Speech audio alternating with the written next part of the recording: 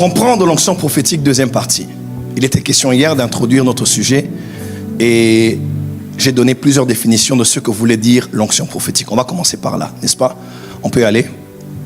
Mes définitions de l'onction prophétique, on fait un petit résumé de 15 à 20 minutes et on va entrer dans le sujet du jour. On peut commencer? Premièrement, j'ai dit, selon l'analogie prophétique, l'onction prophétique correspond à ce que la Bible appelle la main de l'Éternel. Plus d'un verset de la Bible parle de la main de l'Éternel. Et nous avons vu qu'au-delà de la main de l'Éternel comme étant signe de la puissance divine, la protection divine, même la direction divine, n'est-ce pas? La bonne main de l'Éternel était sur Esdras et Néhémie, n'est-ce pas? Mais dans le langage prophétique, la main de l'Éternel symbolise ce qu'on appelle l'onction prophétique. Ne dis pas que tu es un enfant, disait le Seigneur dans Jérémie chapitre 1. Et Dieu avança sa bouche en direction de Jérémie. Il toucha sa bouche et il dit, voici, je mets mes paroles dans ta bouche. Quelle est cette main que Dieu peut avancer vers un homme et toucher sa bouche pour que dans sa bouche se retrouvent les paroles de l'Éternel? Nous avons dit que c'est l'onction prophétique. Le prophète Élisée, dans 2 Rois chapitre 3, face à 3 rois, il demande un joueur de harpe et à peine la harpe commence à jouer, la main de l'Éternel fut sur lui et il déclara, ainsi parle l'Éternel. Parce que la main de l'Éternel, prophétiquement, c'est aussi l'onction prophétique. Est-ce que c'est clair? Voilà pourquoi je prie ce soir que la main de l'Éternel soit sur toi et que tu prophétises.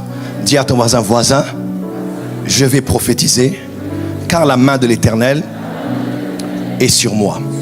Deuxième définition, j'ai dit ici, l'onction prophétique est l'onction spécifique qui repose sur le ministère prophétique, habilitant le prophète à exercer son office avec puissance et autorité divine. Je vous ai dit ici que chaque appel de Dieu se fait avec les capacités de Dieu.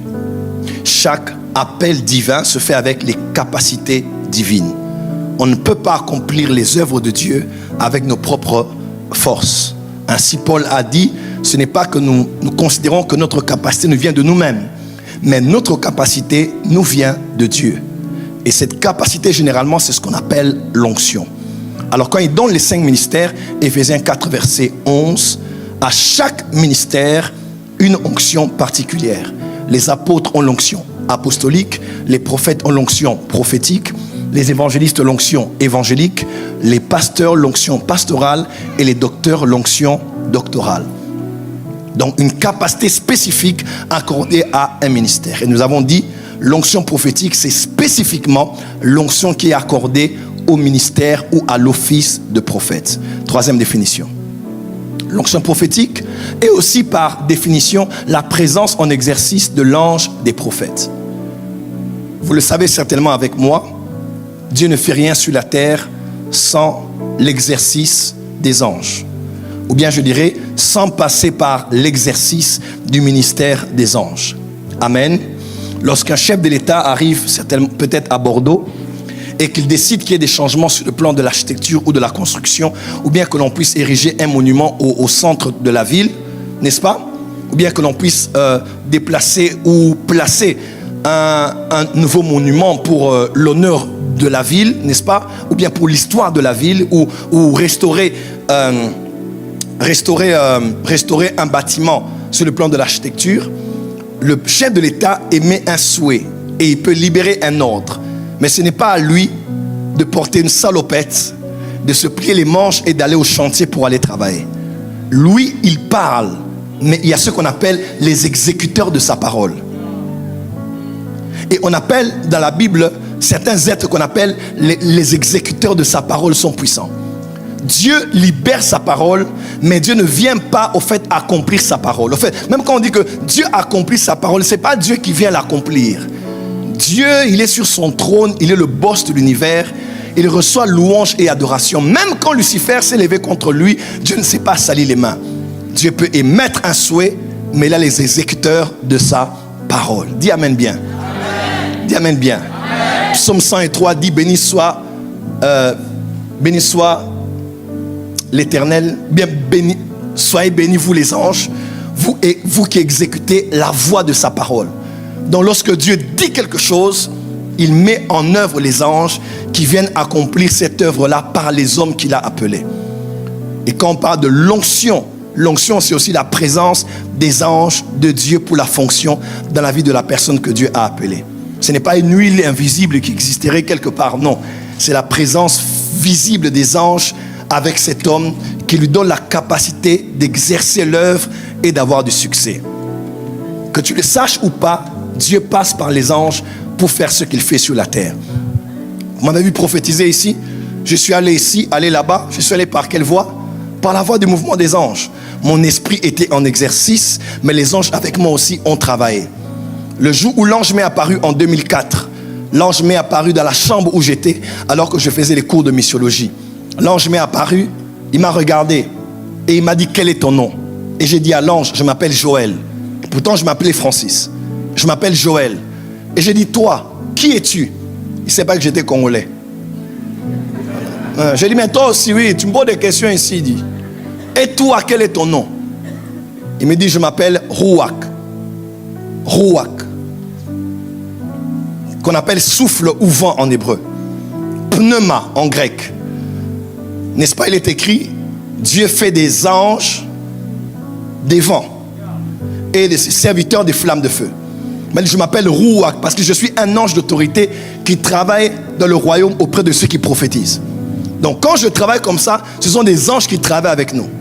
Et j'aimerais même dire à quelqu'un: le temps est venu où nous allons envoyer en retraite et envoyer au chômage tous les voyants et les devins qui jouent à connaître le futur et les choses cachées sur le territoire français.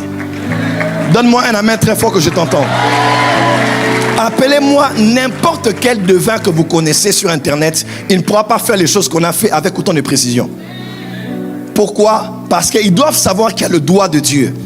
Nous sommes arrivés à un temps où l'esprit de Daniel vient dans l'église, où Daniel sera mentor des occultistes, des chaldéens, J'aimerais dire à quelqu'un: n'aie pas peur des gens avec qui tu travailles. Oh, ce sont des francs-menuisiers, ou ce sont de telles sectes, ou de telles loges. J'aimerais dire à quelqu'un là où tu es: nous sommes de la loge la plus ancienne qui existe. Nous sommes de l'ordre le plus ancien qui existe. Nous sommes dans l'ordre de Melchisédek, là où Jésus-Christ est souverain sacrificateur. Ton amen ne m'arrange pas. Dis avec moi: je suis de l'ordre de Melchisédek. Aïe, aïe, aïe. D'être voisin: je suis de l'ordre de Melchisédek. Melchisédek a rencontré Abraham, Genèse 14. Il était prêtre et il était roi à Salem. Et la Bible déclare que nous, dans Hébreu, nous ne sommes pas de la lignée aaronique.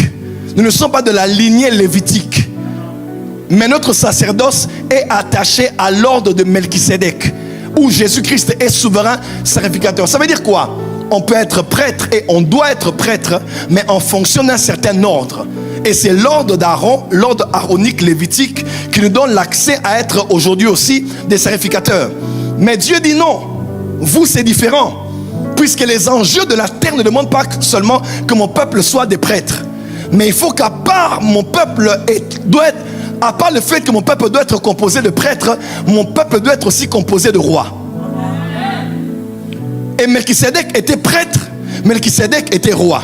Alors Dieu a dit: comment mon peuple que j'envoie dans les derniers temps seront un royaume des rois et des sacrificateurs? Dieu a dit: il me faut une technologie bien plus élevée que ça. Si je les tire d'Aaron, ils ne seront que prêtres. Comment être prêtre et être roi? Alors Dieu a dit: je ferai quelque chose qui va choquer la terre. La scène se passe au Jourdain. Un cousin baptise son cousin. Il appelle son cousin et il dit: laissons faire ce qui est juste. Et quand il veut baptiser son cousin, tout le monde a vu une scène baptismale, mais le monde spirituel a vu un transfert et une connexion de réseau spirituel. Est-ce que je peux avancer? Est-ce que je peux avancer? Premièrement, Jean le Baptiste était de la tribu de Lévi. Mais Jésus n'était pas de Lévi. Jésus est né dans la maison de Joseph, dans la maison de Judas. En d'autres termes, il y avait un Lévite et il y avait un Judas. Là, dans les eaux du Jourdain.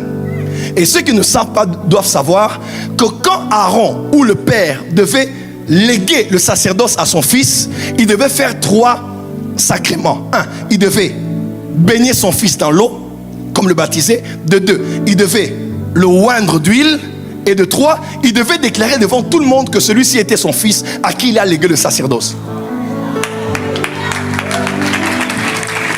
Alors, Jean-Baptiste, étant descendant d'une lignée sacerdotale, ce jour-là au Jourdain a procédé au sacrifice, a procédé au rituel. Il a pris un membre de Juda, lui qui était de Lévite, il a dit maintenant, toi qui es de Juda, je veux te coopter dans la lignée lévitique. Première chose qu'il a fait, il a emmené Jésus sous l'eau et il a sorti Jésus. Deuxièmement, l'huile est tombée sur lui. Le Saint-Esprit est venu sur Jésus sous la forme d'une colombe. Et troisièmement, la voix a dit, celui-ci est mon fils bien-aimé en qui j'ai mis toute mon affection. Ce jour-là, Jésus qui est de Juda était entré dans la lignée lévitique pour entrer dans l'ordre de Melchisédek qui faisait d'un homme en lui seul, à lui seul, que dis-je, un roi et un prêtre.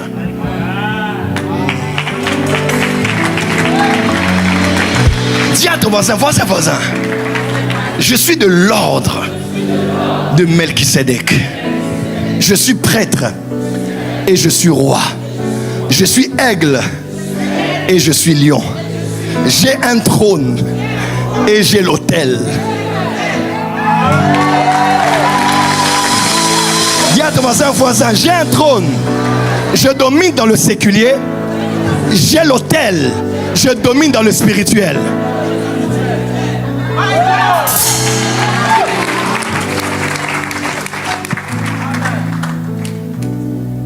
Et avec ce genre d'ordre-là, nous avons des anges avec nous. Nous avons des êtres célestes avec nous. Donc l'onction prophétique, c'est aussi la présence des anges, des prophètes avec eux. Voilà pourquoi même là où tu travailles, ne crains rien. Dieu n'a pas dit quitte le travail pour aller dans un travail où il n'y a pas de ténèbres. Il n'a pas dit domine très loin de tes ennemis. Il a dit domine au milieu de tes ennemis. Dis à ton voisin, je ne pars nulle part. Je reste là et je domine au milieu de mes ennemis. Lève-toi s'il te plaît et assieds-toi sur la tête des sorciers de ta famille. Lève-toi. Assieds-toi sur la tête du plus grand sorcier de ta ville. Lève-toi pour la dernière fois. Assieds-toi sur la plus grande sorcière de votre famille au village. Acclame très fort parce que c'est fait.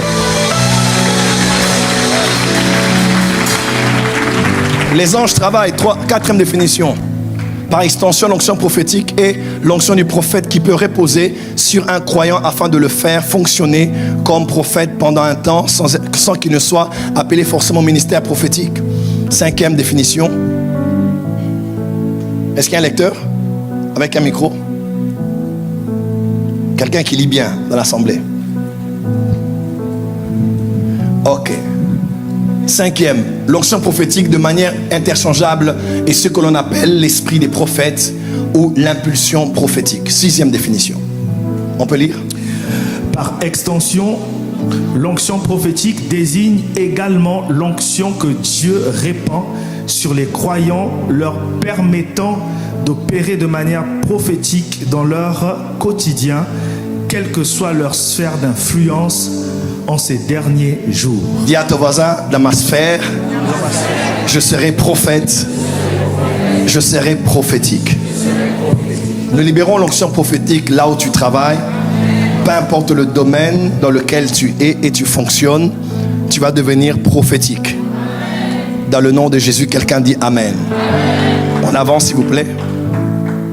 On a parlé maintenant des caractéristiques de l'onction prophétique. Première caractéristique, nous avons lu le texte des 2 témoins, n'est-ce pas? Et c'est sur base de ce texte que nous avons pris les 2 ou 3 premières caractéristiques de l'onction prophétique. Première caractéristique, on y va?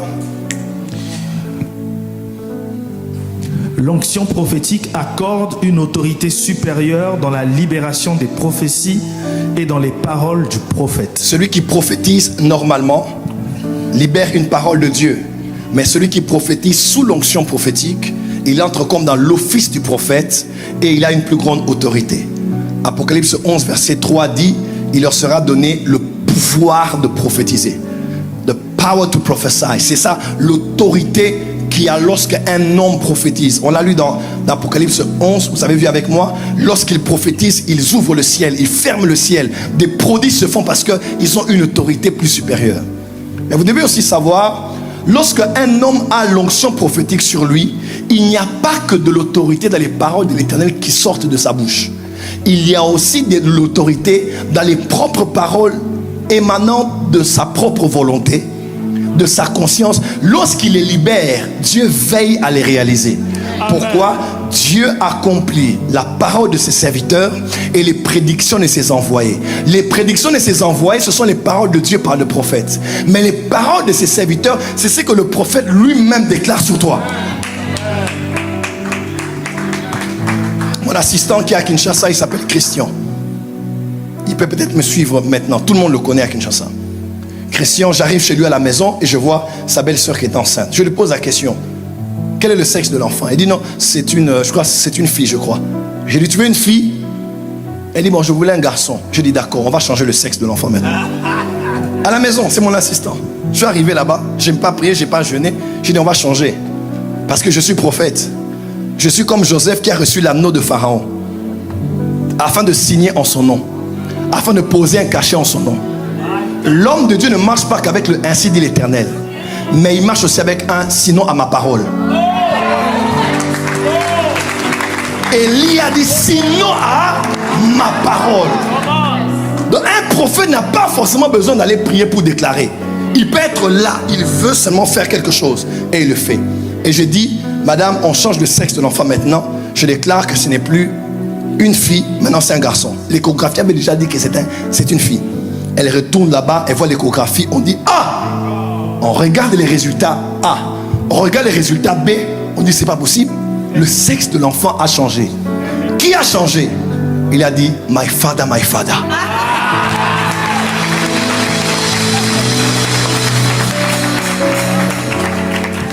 Je suis prophète de l'Éternel. Je déclare sur toi, tu finiras cette année en bonne santé et personne de ta famille ne mourra avant son temps. Ton ami n'est pas arrivé ici près de l'hôtel, pourquoi? Tous ceux qui ont creusé une fosse pour te voir, toi tomber ou quelqu'un de ta famille, ils vont y descendre eux-mêmes au nom de Jésus. Assieds-toi s'il te plaît. Ça c'est le pouvoir du prophétique. Le prophète peut parler et les choses se font. Pas parce que Dieu lui a dit de dire, mais parce que Dieu a honoré le mandat, le manteau et l'office qu'il a donné à un homme. Dieu marche avec sa bouche parce qu'il signe avec un stylo que Dieu lui a donné. Et puisque c'est l'encre de Dieu, Dieu est obligé, je dis bien obligé, de valider cela. Parce qu'il est un oint, parce qu'il a le mandat prophétique. Quelqu'un peut dire amen? Dis amen fort que je t'entende. Dis amen fort que je t'entende. Ça fait 10 ans, j'étais dans les assemblées de Dieu. J'arrive quelque part dans une fête d'un membre de l'église de la famille, de l'église. J'arrive là-bas et non, j'ai beaucoup de témoignages. Je prends lequel? Bon, je prends le tout dernier. Voilà. Je suis à un hôpital qu'on appelle Clinique Ngalema. C'est au Congo. J'arrive là-bas, mon grand frère Patrice, sa femme avait accouché. Et sa femme était à l'hôpital, elle était hospitalisée. Bon, plus tard, elle nous a laissé aller rentrer auprès du Seigneur. Mais ça s'est passé autour de cet événement. Je vais à l'hôpital, ma grand-mère était là, qu'on appelle Maman Coco. Il y avait aussi ma mère qui était là. On parle, on prie, c'est fini. Et quand je veux sortir de l'hôpital, on me dit non, prophète, il y a toujours des gens qui vous reconnaissent. Hein. Prophète, il y a notre soeur là-bas qui est enceinte, mais l'enfant est en mauvaise position. J'ai dit, ah, c'est quoi cette histoire?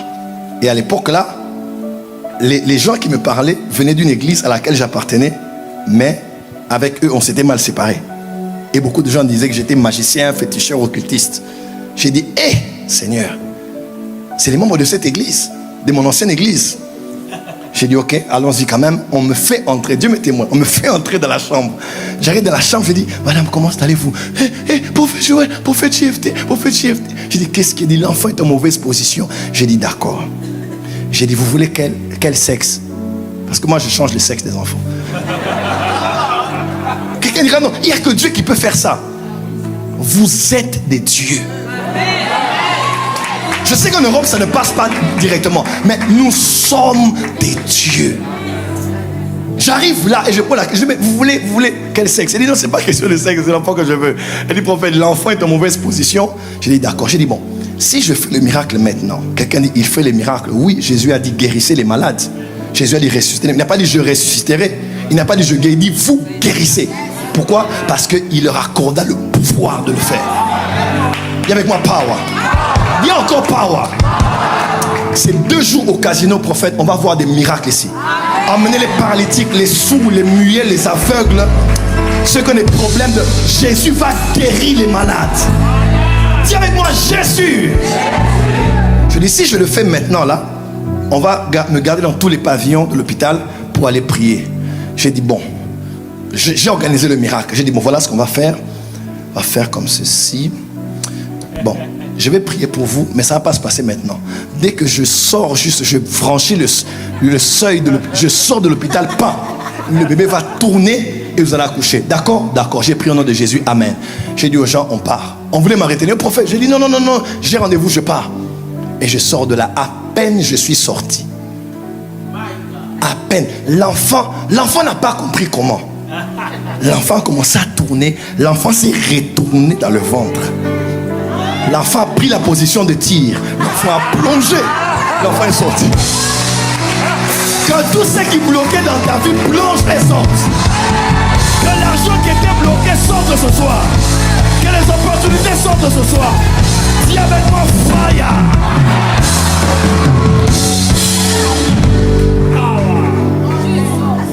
Il y a trop de témoignages. On avance. 2. L'onction prophétique ôte les limites du temps dans l'exercice des dons prophétiques. Ces hommes ont prophétisé 3 ans et demi, n'est-ce pas? Qu'on peut dire que quand l'onction prophétique est là, on prophétise différemment d'un don de prophétie naturel. Un don de prophétie peut se limiter dans le temps, mais l'onction prophétique te permet de prophétiser comme le firent les serviteurs de Saül, n'est-ce pas? Qui étaient allés à la recherche de David. Ils arrivent à Najoth, à Rama, et ils prophétisent toute la journée, toute la nuit, ils ont prophétisé. Et c'est ce qui est arrivé aussi à Saül. C'est quand l'onction prophétique est là, tu peux prophétiser plus longtemps que prévu, parce que les limites temporelles sont ôtées. 3e. L'onction prophétique libère le surnaturel, signes, prodiges et miracles. Nous étions à Paris, ça fait au mois de juillet, on a posé le témoignage ce matin. Pendant qu'on était au culte, le culte était fini, je suis la chair, je veux clôturer. Une femme vient, elle sort des rangées, elle vient, elle prend sa fille, elle jette sur l'autel. Elle entend une voix qui lui dit, jette le bébé, jette le bébé. Puis moi je viens, je dis, mais un beau bébé comme ça, qu'est-ce qui se passe? Oh non, le bébé a un cancer au niveau du rein gauche. Je dis, waouh, cancer.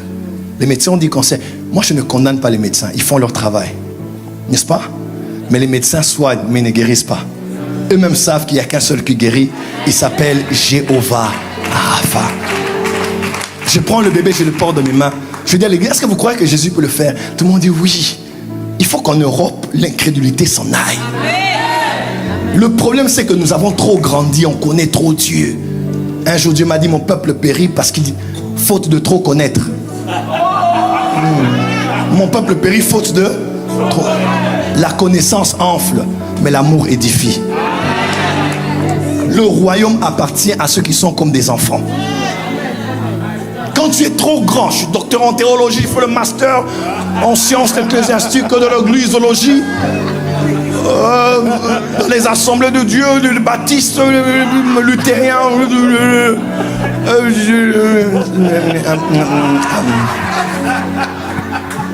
C'est bien. C'est pas mauvais de faire la théologie. Mais on ne connaît pas Dieu par la théologie. On connaît Dieu par la révélation.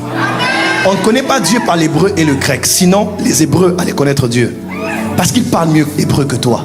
On ne connaît pas Dieu par les grecs. Sinon, les grecs auraient connu Dieu plus que toi. Même ceux qui ont parlé ces langues-là ont refusé le Fils de Dieu. On connaît Dieu par révélation. Une expérience personnelle. Après, tu étudies. Une expérience personnelle. Quand je vous parle de ça, je parle d'un Dieu que je connais. J'avais quel âge? J'avais 17 ans, 18 ans. J'étais à la chorale de l'église. Et je modérais ce jour-là. Qui vous a dit que l'onction n'appartient qu'au pasteur? J'étais à la chorale, j'étais modérateur, frère Francis. Après, on m'a ordonné évangéliste Francis. 2004, je suis devenu prophète Joël Francis. Je viens, pendant que le pasteur faisait le service, il priait pour les malades. On va dans la pièce à côté parce que j'étais et à la chorale et dans l'intercession. Imaginez le zèle. Moi, j'étais et à la chorale. Donc, quand ces répétitions-là, j'ai répété. Quand c'était l'intercession, j'étais à la prière. Donc, moi, j'étais zélé. Jusqu'aujourd'hui, je suis en feu pour Jésus. Et j'aime l'église. J'aime la maison de Dieu. Dis amen bien. Dis amen bien. Je vais en parler tout à l'heure. Je vais en parler. On est à la place nous on appelait ça la permanence. On est là et puis on prie et puis on voit la responsable d'intercession, Maman Jeanne. Elle est aux États-Unis aujourd'hui. Elle emmène, elle et d'autres femmes, un enfant qui était mort en plein culte. Et on touche l'enfant, puis le signe vitaux, l'enfant est mort. Quelqu'un dit Jesus. Jesus. Chineke. Tout le monde est là, les gens peur, ont paniqué. L'enfant est mort en plein culte. On fait quoi? On va dire que c'est vous qui sacrifiez les enfants. L'enfant est mort à l'église. Et moi, j'avais 18 ans. Moi, un peu moins de 18 ans. Je me lève avec mon zèle légendaire. Mais à 18 ans, j'étais déjà une légende. Imagine le genre de zèle que j'avais. Et là, je lisais les livres de Dale Osborne. Jésus a visité notre foyer. Je lisais les livres de Dale Osborne, de William Marion Branham. Je disais, non, Jésus... Il faut croire comme un enfant. Pas tout de réfléchir. Au nom, plus de signes vitaux. Au nom, ne pense pas à tous ces mots scientifiques-là. Crois en la Bible. J'avais 18 ans, ou moins, un peu moins. J'ai dit, donnez-moi l'enfant. Et ils me connaissaient, j'étais très zélé à l'époque. On me donne l'enfant, je prends l'enfant. Et je vois dans mon esprit Ézéchiel chapitre 37. On me dit par le Saint-Esprit, souffle 3 fois. Frère de l'intercession. J'étais ni pasteur, ni bishop, ni archibishop, ni représentant légal. Un frère normal, mais amoureux de Jésus, passionné de Jésus, fou de la parole de Dieu, prenant Dieu au mot à chaque instant. Je souffle une fois. J'avais un cadavre dans les mains. Ma mère, ma famille, tout le monde connaît ça dans notre communauté. Je souffle une fois. 2 fois. 3 fois. Les orteils font ça. Je prends l'enfant, je dis merci Jésus. Je remets. Que tout ce qui était mort dans ta vie reprenne vie. Que tout ce qui était mort dans ta vie ressuscite. Au nom de...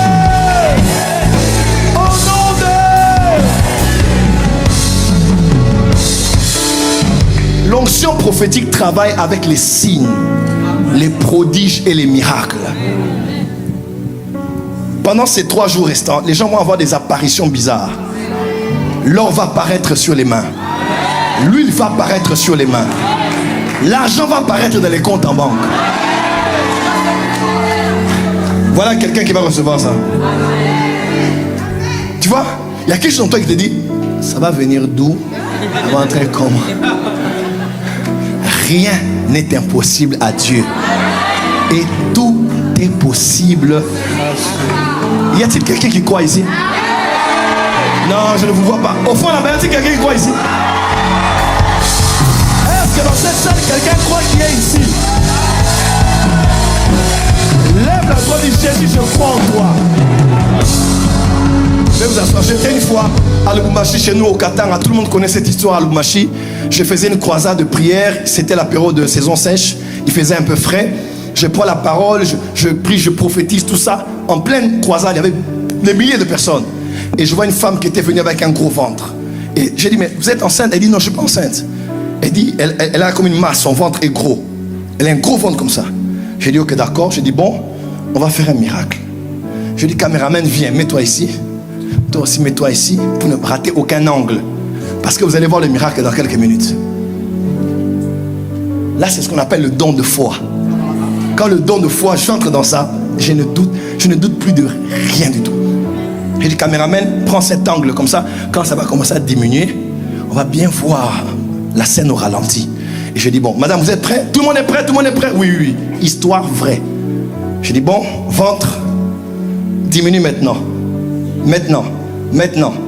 Le ventre qui était gros comme ça commençait à les gens commençaient à crier, pouf. Et ça, c'est les miracles que je vois normalement.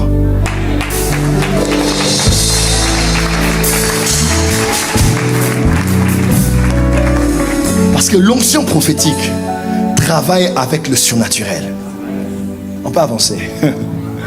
Quatrième caractéristique. Cinquième caractéristique, l'onction prophétique donne la compréhension des Écritures et du monde spirituel.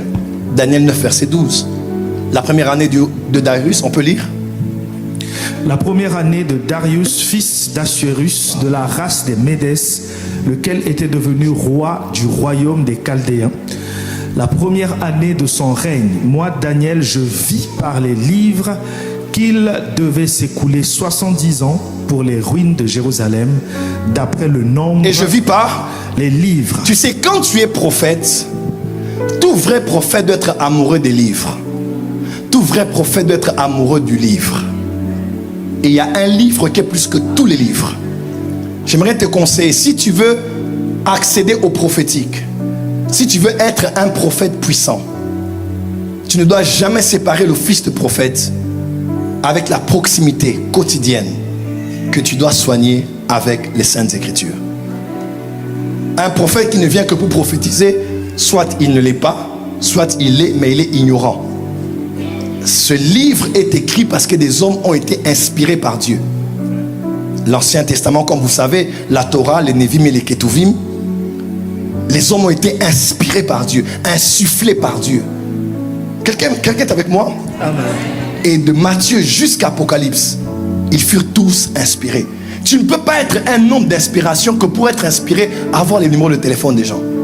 Tu dois être inspiré aussi à ouvrir les Écritures et à manger la parole. Dis à ton voisin, aime la parole. Et ce que j'aime, prophète Sosten, c'est que l'avantage qu'un homme prophétique a en ouvrant les Écritures, c'est qu'il se connecte à l'esprit originel qui avait inspiré les Écritures. Oh oui.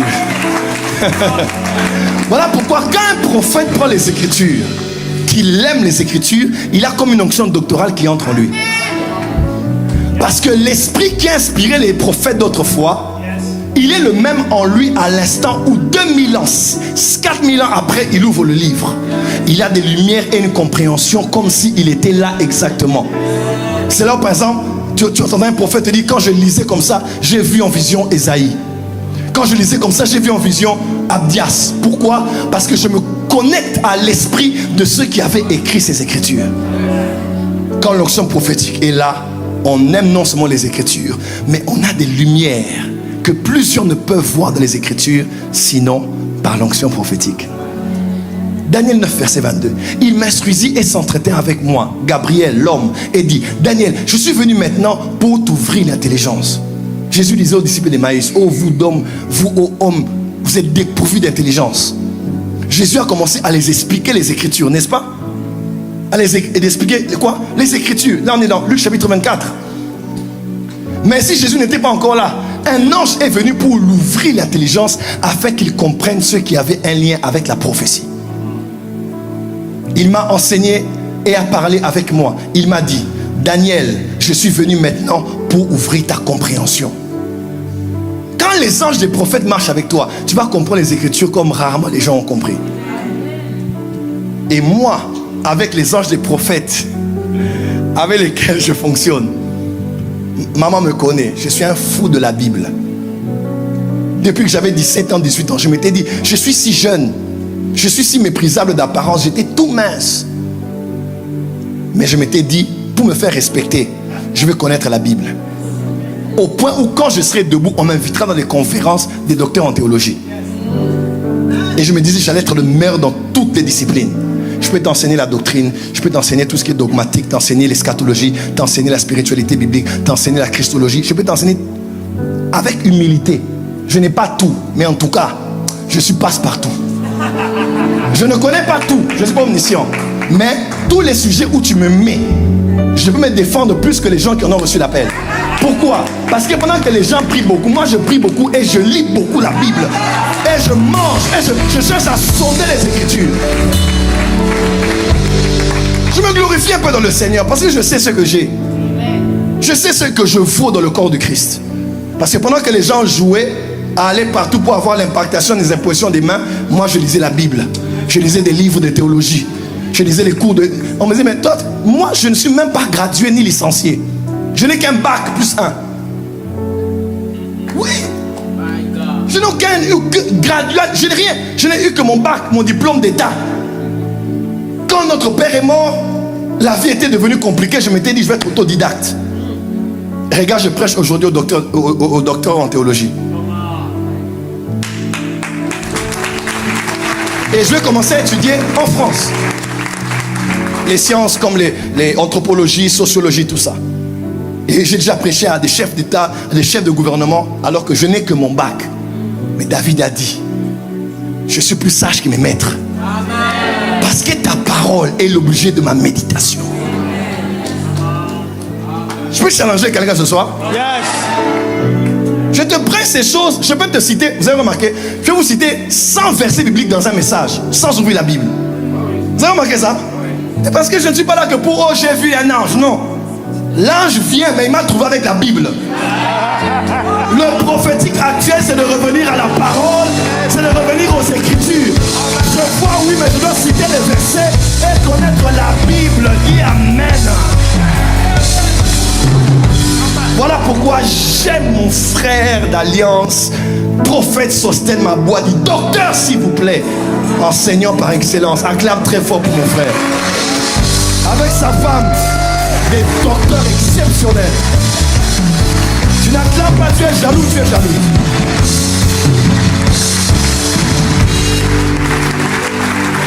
Parce que nous nous sommes dit, il faut un nouvel ordre prophétique. Il faut que la francophonie découvre le prophétique autrement. À part le côté des charismes. Donc on peut même faire ce service sans charisme. On enseigne et on est béni. Quelqu'un me voit avec moi? Il y a des cultes à l'église chez moi, je ne prophétise même pas. Mais la parole, c'est moi, les gens disent non, papa, tu nous as tués aujourd'hui. Et ma femme, comme elle est blanche, elle dit chérie, tu as déchiré. J'ai dit, j'ai déchiré quoi encore, Seigneur? J'ai déchiré quoi, chérie? J'ai prêché la Bible. Vous excusez les expressions compliquées.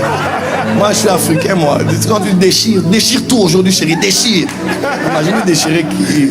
Je sais pas Samson qui déchire le lion en deux.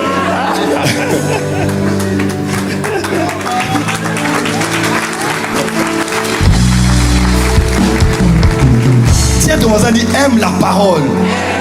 Dans cette masterclass du prophétique, nous voulons vous dire, tu dois aimer la parole. Dis à ton voisin, aime la. Dis à ton voisin, dit, aime la parole. Dis à ton voisin, aime la parole. Dis à ton voisin, aime la parole. Dis avec moi, la parole le matin, la parole à midi, la parole le soir. Dis avec moi, j'aime la parole. Acclame pour la parole de Dieu.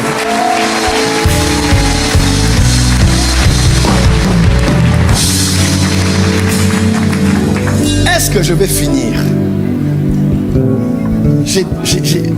Je suis à l'introduction de la partie introductive du message.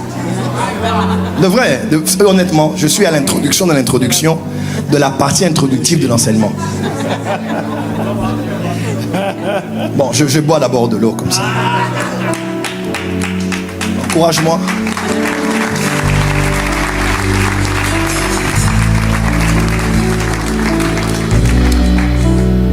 Mon esprit a voulu aller à Saint-Martin. Je dis, reviens ici.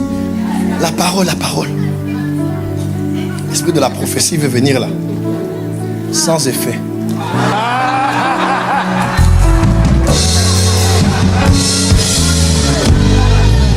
Parce que quand je suis à Saint-Martin, j'ai vu Concordia. Hein? C'est une ville. Marigot, c'est Marigot. C'est ça, exactement. C'est le centre-ville. Donc, comment quelqu'un peut être ici à Bordeaux et il va à Saint-Martin?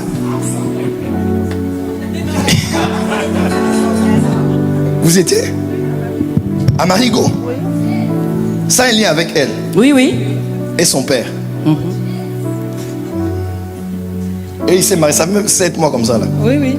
Ça fait autour de... 2 mois. Ça peut être une année en tout cas. Non, 2 mois. 2 mois, oui, oui. En août. Non, même pas. 2 mois. Tu as En oublié. juillet ici, il y a Saint-Martin, bénédiction en août. Bon.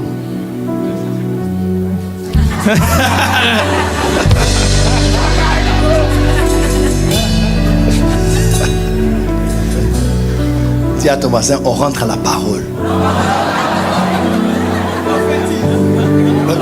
En fait, être prophète, c'est vraiment compliqué. C'est quand on est ici des fois, on est tiraillé. Et tu sais, la soif, c'est un problème. Quelqu'un peut être là, il a la soif. Maintenant, son esprit m'attire pour que je parle sur lui. Tu vois un peu? Donc, je dois prêcher, on m'attire là-bas, on m'attire là-bas. Voilà pourquoi les cultes les plus décevants sont les cultes prophétiques. Parce que généralement, tout le monde ne se retrouve pas. C'est comme ça que quand on prophétise pour une personne, n'attends pas qu'on te parle forcément. Connecte-toi à la prophétie de cette personne. Parce que même si on veut, on ne peut pas parler à tout le monde. Tu me comprends un peu? Les cultes les plus décevants souvent sont les cultes prophétiques. On est content, mais on est content pour les autres. On dit, mais je voulais aussi, mais je n'ai pas entendu. Dis-toi, la prophétie de l'un est la prophétie de tous. Acclame bien, voilà, tu as compris.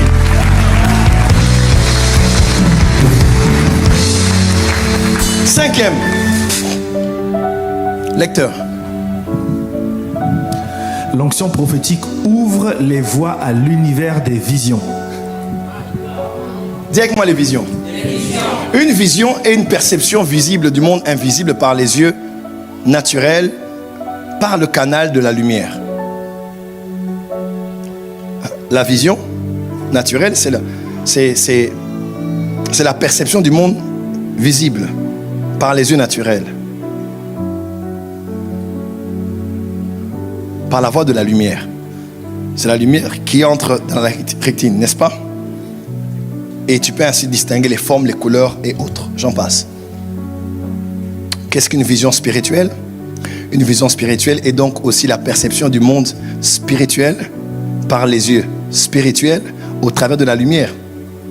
Le problème, ce ne sont pas les yeux. Des fois, le problème, c'est la lumière. Paul n'a pas dit aux Éphésiens, en priant pour eux, je prie que Dieu vous ouvre les yeux. Il dit non, vos yeux n'ont pas de problème, mais que Dieu illumine les yeux de vos cœurs. Parce que le problème, ce n'est pas la qualité des yeux, mais c'est aussi la quantité de lumière à laquelle tu es exposé.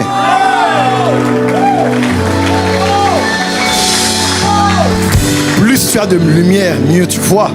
Moins tu as de lumière, moins tu vois.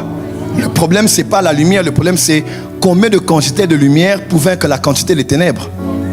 Si on éteint tout ici et qu'il est 3 heures du matin, on allume une lumière, une bougie au coin là, la lumière est allumée, mais elle ne peut pas pour autant éclairer toute la salle. La lumière, c'est bien, mais combien de quantité de lumière pour la quantité des ténèbres? Ainsi, au commencement, la première des choses que Dieu fit, Genèse 1, verset 1, Bereshit bara Elohim het Hashamayim vehet ahet. Verset 2, la terre était informée vide. Il y avait des ténèbres sur la surface de l'abîme et l'Esprit de Dieu se mouvait au-dessus des eaux. Verset 3, puis Dieu dit que la lumière, et la lumière, il vit que la lumière était bonne. Il la sépara des ténèbres, il appela la lumière jour et les ténèbres nuit. Et ce fut le premier jour. Dis amen bien. Amen. Dis avec moi light.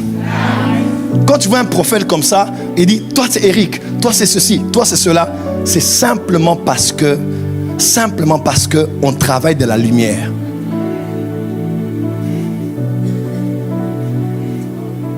Ça c'est un autre enseignement. Parce que l'enseignement de vision, ça peut me prendre 2 semaines pour vous enseigner ça. Je vais revenir. Dis à ton voisin que tes yeux s'ouvrent. Dis à ton voisin que tes yeux s'ouvrent. Donc quand la main de l'Éternel vient sur un homme, l'onction prophétique vient, généralement les yeux s'ouvrent, les oreilles s'ouvrent et on peut voir. Ce soir tu vas voir. Ton amen n'est pas fort pour voir. J'aime bien ceux qui sont debout là-bas. Je dis que tes yeux s'ouvrent et surtout que la lumière soit. Que la lumière soit. 6e caractéristique de l'onction prophétique. On peut lire.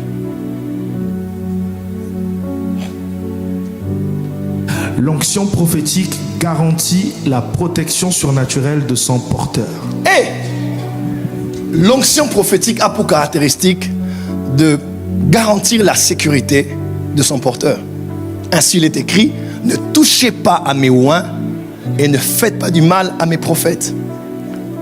Où est le centre électrique ici de la salle? On appelle ça généralement la cabine, n'est-ce pas? Tout est isolé, généralement. Chez nous en Afrique, c'est un peu différent. Ouais, nous, des fois, c'est à découvert. C'est à ciel ouvert. Et c'est à tombeau ouvert. On dit ne touchez pas à 6600 volts. Qui a déjà vu ça quelque part? Vous avez déjà vu ça? Alors, quand on te dit ne touche pas à 6600 volts, est-ce que on protège la cabine ou on te protège toi?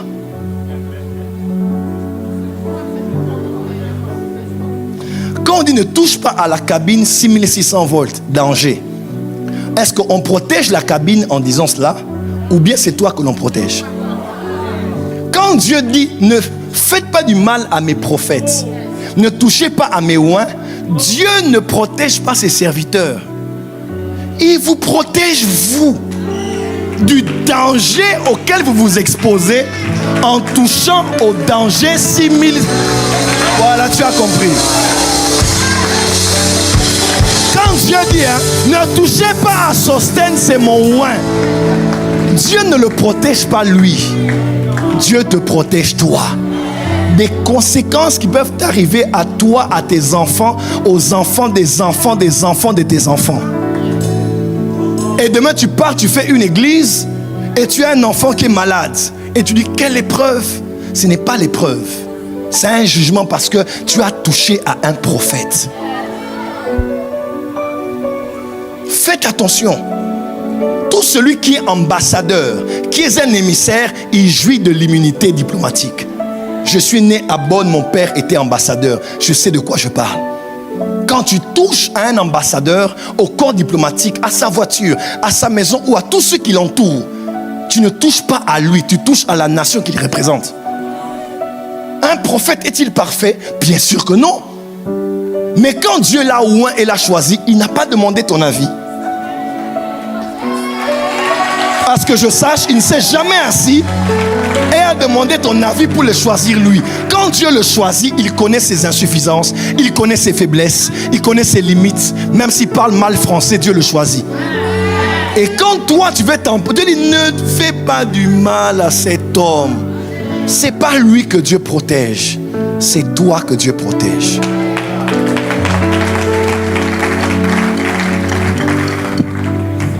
Francophonie, faites attention d'attaquer les prophètes. Les prophètes ont quelque chose de bizarre sur eux. Il n'est pas bon qu'un prophète pleure sur toi. Il n'est pas bon qu'un prophète soit à genoux en train de pleurer sur toi. Ce n'est pas une bonne chose. Même si tu dis aujourd'hui, non, Dieu est avec moi, Dieu est avec moi, Dieu est avec toi, mais Dieu peut te quitter. Je peux vous dire quelque chose? Je peux dire quelque chose? Il y a 3 dimensions de la présence de Dieu. 1, il y a la présence omniprésente de Dieu. Dieu est présent partout, par essence, il est omniprésent, n'est-ce pas? Donc partout Dieu est, n'est-ce pas? 2e dimension de la présence de Dieu, c'est ce qu'on appelle la présence manifeste ou la présence concentrée de Dieu. Dieu était partout, mais il était concentré à Éden. Dieu était dans toute la terre, dans tout l'univers, mais Dieu était précisément sur la terre durant 33 ans. Jésus était aussi au ciel, vous le savez, par la présence omniprésente. Mais sur la terre, il était là par la présence manifeste, par la présence concentrée. Le Saint-Esprit n'est pas que sur la terre, le Saint-Esprit est au ciel aussi. Le Saint-Esprit est partout. Mais actuellement sur la terre, il est là par la présence révélée, par la présence manifeste. Mais aussi ce qu'on appelle la présence humaine de Dieu. Ça veut dire Dieu est présent partout. Dieu se révèle dans quelques lieux. Mais la présence humaine de Dieu, c'est quoi? Ce sont des personnes à tes côtés qui représentent la présence de Dieu à tes côtés. Tu n'as pas compris? Samuel dit à Dieu, Seigneur, ce peuple m'a rejeté. Ils ont rejeté ma prière. Dieu a dit, non, ils ne t'ont pas rejeté toi. Ils m'ont rejeté moi. Il y a des gens, quand ils te quittent, Dieu te quitte. Hein? Tu blagues, hein? La présence omniprésente de Dieu reste avec toi. Parce que Dieu t'aime, Jésus est en toi, tu es sauvé, tu iras au ciel. Mais il y a des gens, quand eux ils te quittent, la présence humaine de Dieu te quitte. En d'autres termes, tu vas être chrétien, tu feras ta vie chrétienne, tu iras au ciel, mais tu ne vivras jamais le maximum de Dieu pour toi sur la terre. Parce qu'il y a des gens qui représentaient Dieu. Laban a dit à Jacob, j'ai vu de manière spirituelle que Dieu m'a béni à cause de toi. Dis à ton voisin, il y a des gens avec qui on ne se sépare pas. Oh, tu connais mon alliance avec Dieu. Dieu est avec moi. Dieu est avec... Pas seulement. Mais tu ne verras jamais. Parce que ma présence, c'est Dieu avec toi. Quand Dieu vous donne des hommes qui sont des dons, prenez-les. Parce que le fait qu'ils soient là, c'est Dieu qui est là. Ils ne sont pas là pour être adorés ou vénérés, loin de là. Mais ils sont là parce qu'ils représentent Dieu à vos côtés.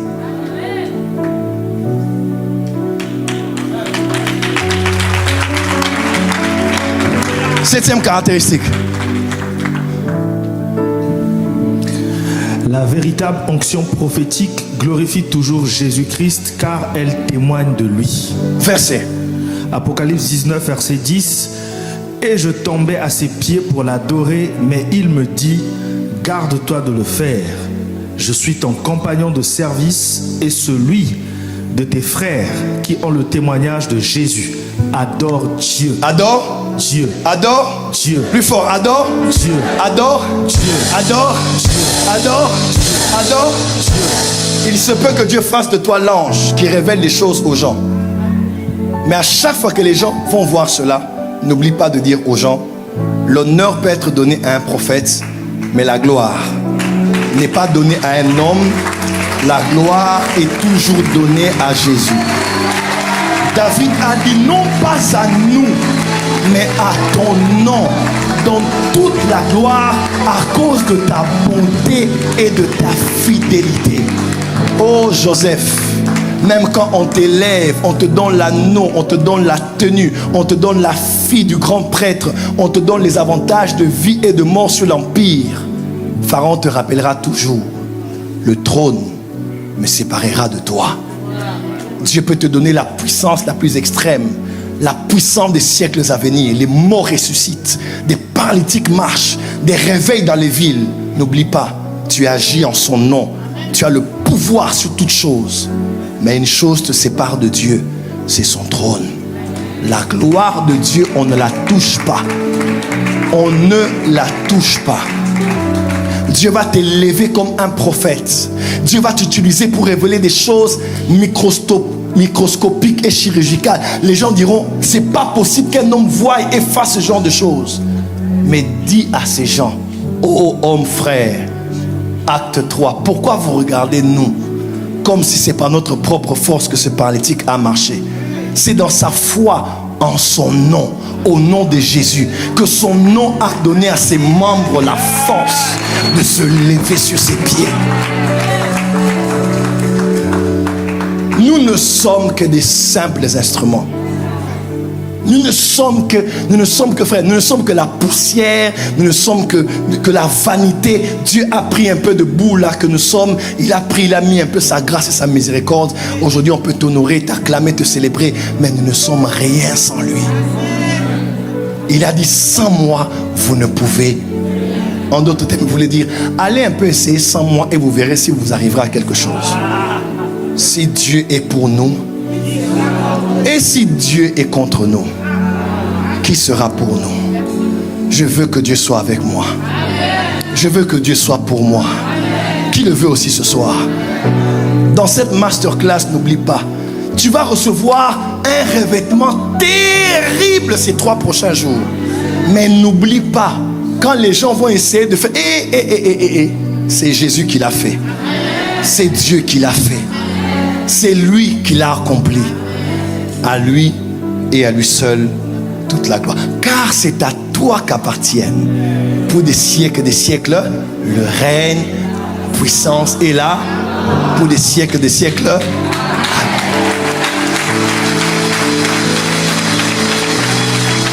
Acclame pour ce Jésus.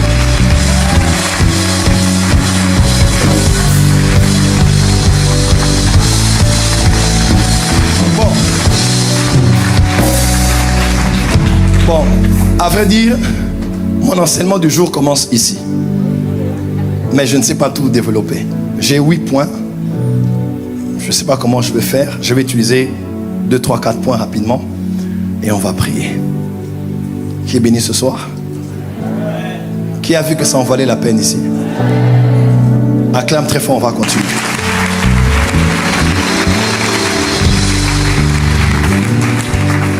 Let's go, Holy Spirit. On peut aller? On peut aller? Donc, je commence mon message après 1h30. On peut aller? Allez, let's go. Comment recevoir? Allez, aide professeur. Comment recevoir ou être bénéficiaire? Comment recevoir, augmenter ou être bénéficiaire de l'onction prophétique? Dis à ton voisin, voici comment recevoir l'onction prophétique.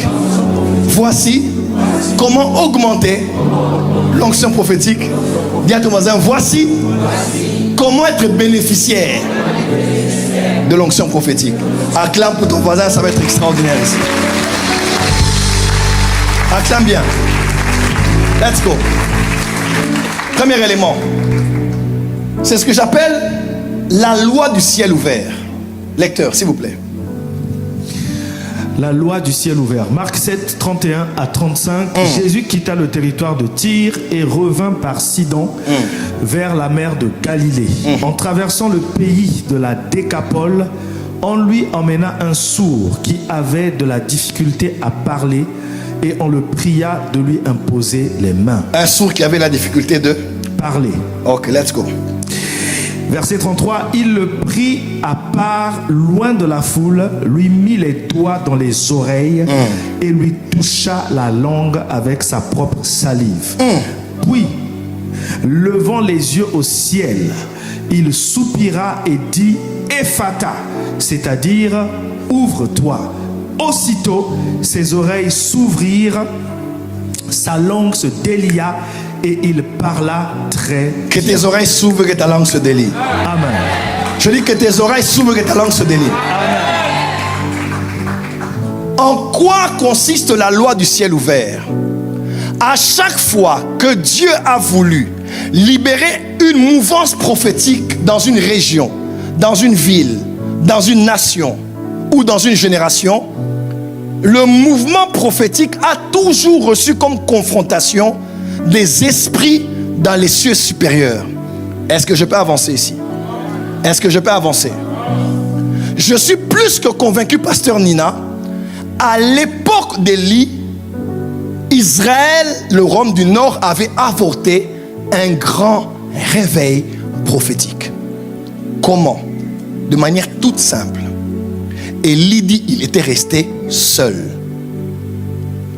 Abdias avait gardé 100 prophètes, 50. Ils étaient restés très peu. Même si Dieu dit qu'il avait 7000 qui n'ont pas fléché les genoux devant Baal. Quelqu'un est avec moi? Mais la Bible déclare que dans le temps de Jézabel, on avait tué les prophètes de l'Éternel. En d'autres termes, il y avait plus de prophètes qui étaient censés être révélés au royaume du Nord que les prophètes qu'on a vus ou que l'on a vus au nom de Élie. Écoutez-moi très bien. On a vu Élie et pourtant, il y avait d'autres prophètes qui étaient cachés et il y avait d'autres prophètes qui étaient morts. En d'autres termes, à cette époque-là, on devait avoir plus de prophètes révélés et peut-être qu'il y avait des prophètes plus puissants qu'Élie parmi ceux qui étaient tués ou parmi ceux qui étaient gardés. Mais pourquoi cela n'a pas eu lieu? Parce qu'une femme qui incarnait un esprit pesait sur le royaume du Nord. Voilà pourquoi, même quand Élie a dit qu'il n'y aura pas de plus sinon à ma parole pendant 3 ans, Élie ne s'occupait pas que du climat ou des précipitations. Élie lançait une frappe à l'esprit de Baal et d'Astarté. Parce que Baal était l'esprit qui régulait le climat, qui régulait les champs, les récoltes et qui régulait la pluie.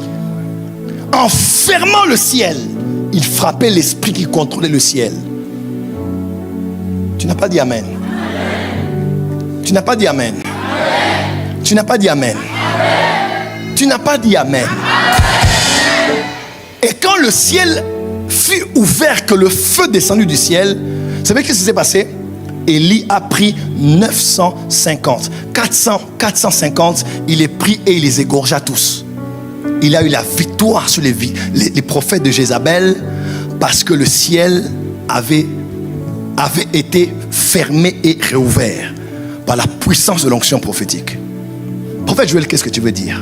Je veux te dire que quand les cieux sont fermés dans une région, les prophètes, soit ils meurent, ou soit on les met dans un environnement, dans des cavernes où ils ne peuvent pas s'exprimer. Et généralement, ces cavernes sont les esprits des religiosités. Vous allez voir des gens, ils ont l'onction prophétique, mais dans une église où on n'aime pas les prophètes. On ne croit pas aux prophétiques. On appelle ça de la parapsychologie. On appelle ça de la télépathie. On appelle ça de tous les mots francophones que nous connaissons. Et vous ne savez pas qu'on a pris ces personnes qui ont des grâces prophétiques énormes et on les a foutues dans les cavernes. Ils ne font que boire, être remplis de l'esprit dans les départements. Ils ne font que manger la parole, mais ils ne pourront jamais sortir la tête de la caverne parce que l'esprit de Jézabel domine sur la région. Et la francophonie a enfermé beaucoup de prophètes comme ça et des prophétesses. Et des fois, ces cavernes, ce sont les mariages. Oui. Il y a des femmes qu'on connaissait avec des grâces extraordinaires. Mais par envie de se marier, elle s'est mariée avec quelqu'un qui est devenu une caverne dans laquelle, quand on la regarde, on ne la reconnaît plus. C'est la sœur qui chantait. C'est la sœur qui manifestait les dons. Elle ne sait plus exploser. Voilà pourquoi on ne se marie pas que parce qu'on doit se marier. Il faut se marier avec quelqu'un qui va savoir qui tu es aussi. L'appel que tu as. Et qui va t'accompagner dans les choses auxquelles que les femmes me disent amen bien ici. Et des fois c'est aussi des hommes. Il y a une grande grâce, mais il s'est marié avec une sorcière. Oui, beaucoup de prophètes ont marié des sorcières. Le ministère commence à monter, tout le monde est dans la joie, il faut se stabiliser, il faut être immunisé contre l'adultère et l'impudicité. Et on va entrer dans un mariage parce qu'on a trouvé qu'elle était belle et qu'elle a fait le BBL.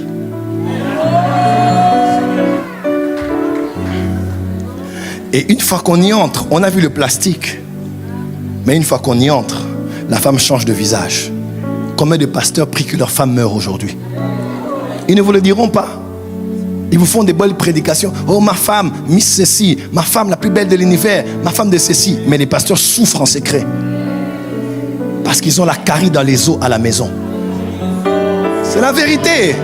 Il faut arrêter d'être hypocrite. Beaucoup de pasteurs souffrent. Et ils vendent du rêve avec une image de marketing des foyers modèles. Et pourtant, derrière, ils pleurent avec des femmes qui ne comprennent rien du ministère et de leur appel.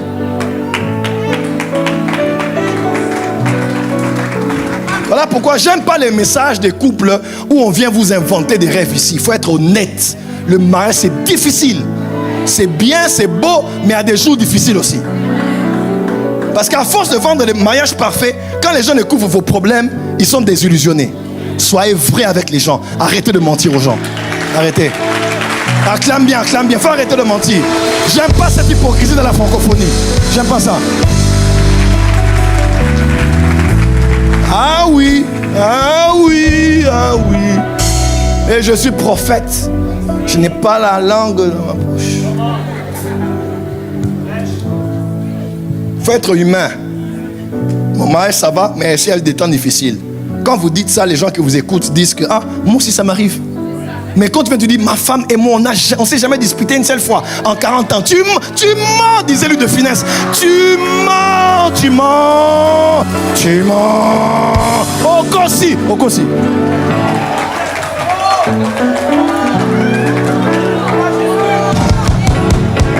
Eh oui, tu mens.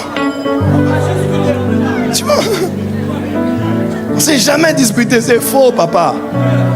Des fois, les fidèles ont besoin d'entendre aussi votre vulnérabilité.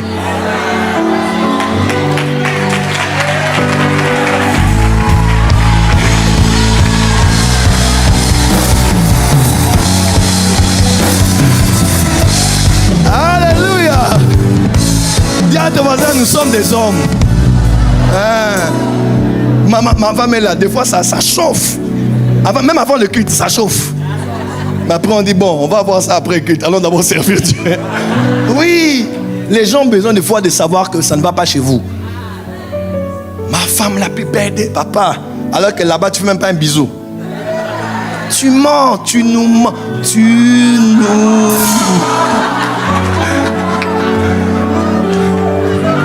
C'est comme ça que le jour où les gens découvrent, ils se disent, oh, on nous mentait. Revenons à la masterclass. Acclame bien, on va monter. Acclame bien, bien, bien, bien, bien, bien.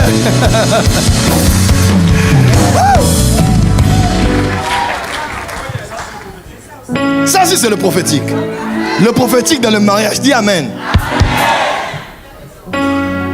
Que Dieu t'épargne d'entrer dans un mariage caverne. Dans une église caverne. Dans une région caverne. Où tu as l'appel, mais tu ne sais pas t'éclore.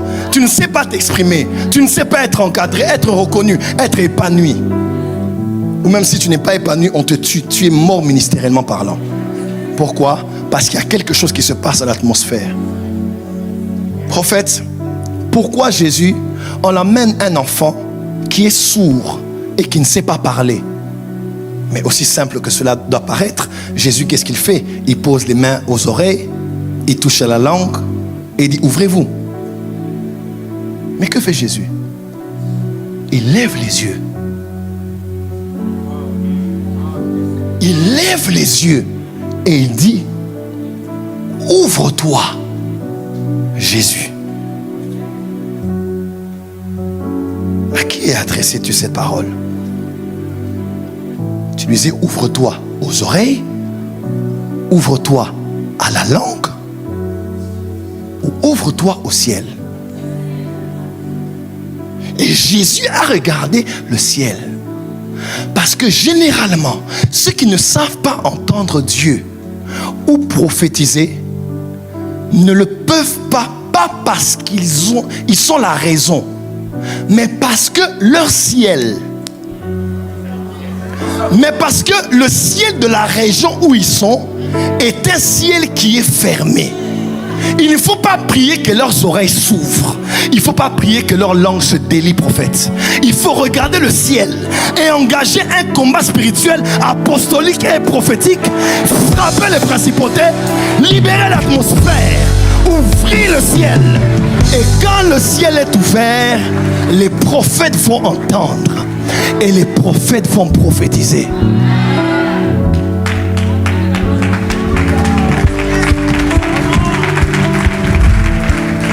Qu'est-ce qu'il nous faut pour accéder au prophétique? Premièrement, il faut ouvrir le ciel. Quand c'est une grande mouvance comme Bordeaux qui veut venir, il faut attaquer le monde spirituel. Mes frères et sœurs, demain samedi et dimanche ne sont pas que deux grands programmes au casino. Ce sont des programmes où l'église va être réunie pour déchirer le ciel de Bordeaux. Ton amen n'est pas ici. Nous allons dire Ephata au ciel de Bordeaux.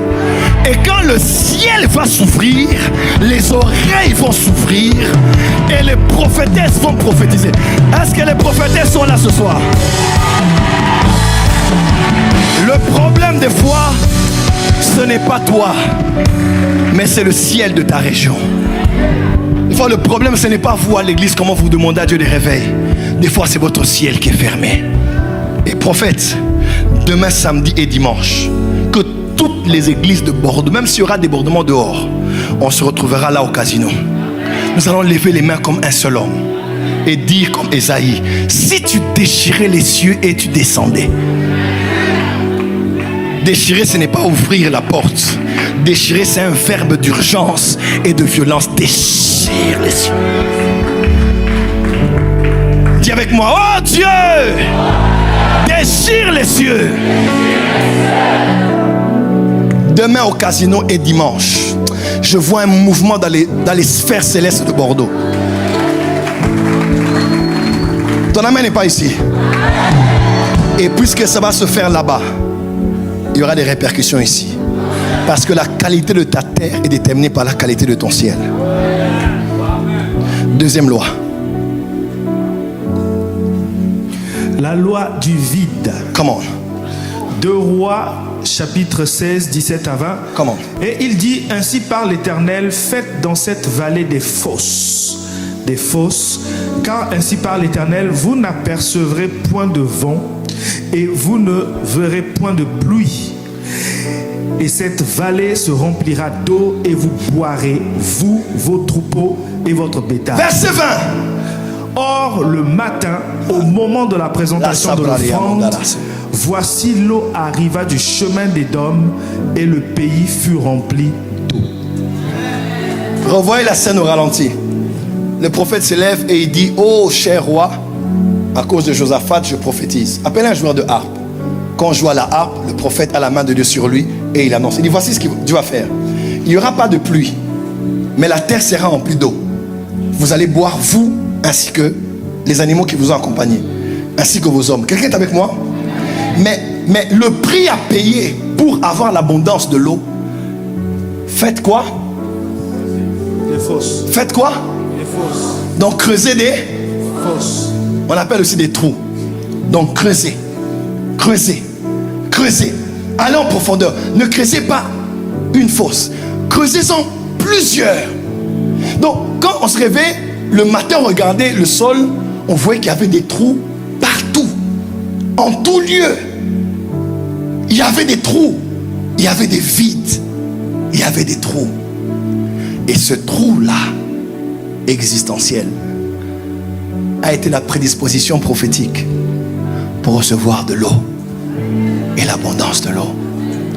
Je ne sais pas, prophète, Dieu est attiré par le vide. Oui. 2 Rois 4. Femme, va prendre des vases. Prends des vases vides. N'en prends pas peu, prends-en beaucoup. Et quand on apportait un vase vide, on versait de l'huile. L'huile coulait et remplissait le vase. Vase vide, abondance. Vase vide, abondance. Vase vide, abondance. Et quand les vases vides se sont arrêtés de se présenter, l'huile s'arrêta. À chaque fois que tu viendras devant Dieu comme quelqu'un de vide, qui ne sait rien, qui n'a rien, qui ne peut rien, qui a soif, qui en veut encore, qui veut apprendre encore, qui veut connaître encore, Dieu te remplira. Tu viens aujourd'hui, il te remplira. Tu viens demain, il te remplira. Tu viens après-demain. Y a-t-il quelqu'un qui a un vase vide ce soir? La plaque et la banane marcha.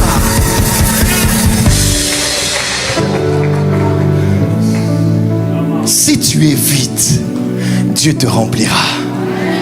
Parce que toute vallée sera comblée, mais toute montagne sera aplanie.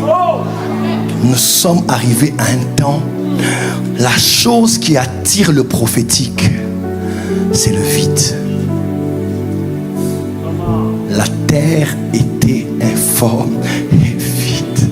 Et l'esprit se meut où il y a un vide, où il y a une fosse, où il y a un creux. Jésus a dit, malheur à vous qui êtes rassasiés. Non, c'est dans Jacques. Puisque vous aurez faim, mais heureux êtes-vous. Qui n'est pas rassasié ici? Qui en veut encore?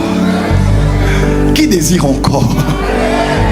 Qui est venu vide devant Dieu? Dis amen que je t'explique. Dis à ton voisin, je suis vide. Dis voisin, je suis vide. Je veux encore. Je veux encore. Dis j'ai soif. Voilà pourquoi 1 Corinthiens 14 verset 1 dit, aspirez aux dons les meilleurs, surtout à celui de prophétie. Dis avec moi, aspirer. Dis avec moi, aspire. Dis à ton voisin, aspirateur. Oui, l'aspirateur est juste là. Et c'est une petite histoire que je raconte généralement, que les gens aiment bien. Ma femme aime beaucoup cette histoire. La première fois à Courbevoie, dans un Airbnb qu'on a pris, elle m'a dit, chérie, s'il te plaît, tu vas m'aider à passer là l'aspirateur. Et moi, je suis un Congolais, je suis noir. On ne fait pas ce genre de choses. Femmes, soyez soumises jusqu'à la fin. Donc, je ne peux pas aller faire l'aspirateur. C'est désacraliser ma place de mari, de chef et de père. C'est vos histoires de l'Occident, des Blancs, de l'Europe. Oh, oh. Ah, les hommes disent amen, soutenez-moi quand même un peu. Dis amen, on va te récupérer à la maison par ta femme. Hein? Elle t'a pas pu crier, hein? C'est bien. C'est entre nous. Alors je dis bon, ma petite Blanche là, je vais l'aider avec l'aspirateur. Je prends l'aspirateur et je commence à aspirer. Et mais c'est extraordinaire. Tu es ici. Et moi, elle m'a dit non. Des fois c'est pas l'aspirateur. Des fois il faut retirer le bout, laisser juste le tuyau pour tirer vraiment ce qu'il y a des fois qui est enfoui là-dedans.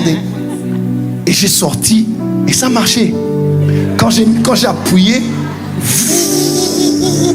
quelque chose qui était loin commençait à avancer, s'avancer, puis pouf, c'est entré. Et puis j'ai entendu aspirer dans les meilleurs. Tout est prophétique, tout est. J'ai dit, ah bon, donc un homme de Dieu peut être sur YouTube. Tu regardes seulement sa vidéo. Et puis tu actives l'aspirateur. Il est sur internet, hein, mais tu mets le tuyau en sa direction. Tu peux commencer à tirer la grâce qui... Ah! Lève-toi, dis aspirateur! Est-ce qu'il y a des aspirateurs ce soir? Y a-t-il quelqu'un qui a soif ce soir? Y a-t-il quelqu'un qui a envie de ce soir? Si tu as soif, tu boiras. Si tu as faim, tu mangeras. Dis avec moi, aspirateur!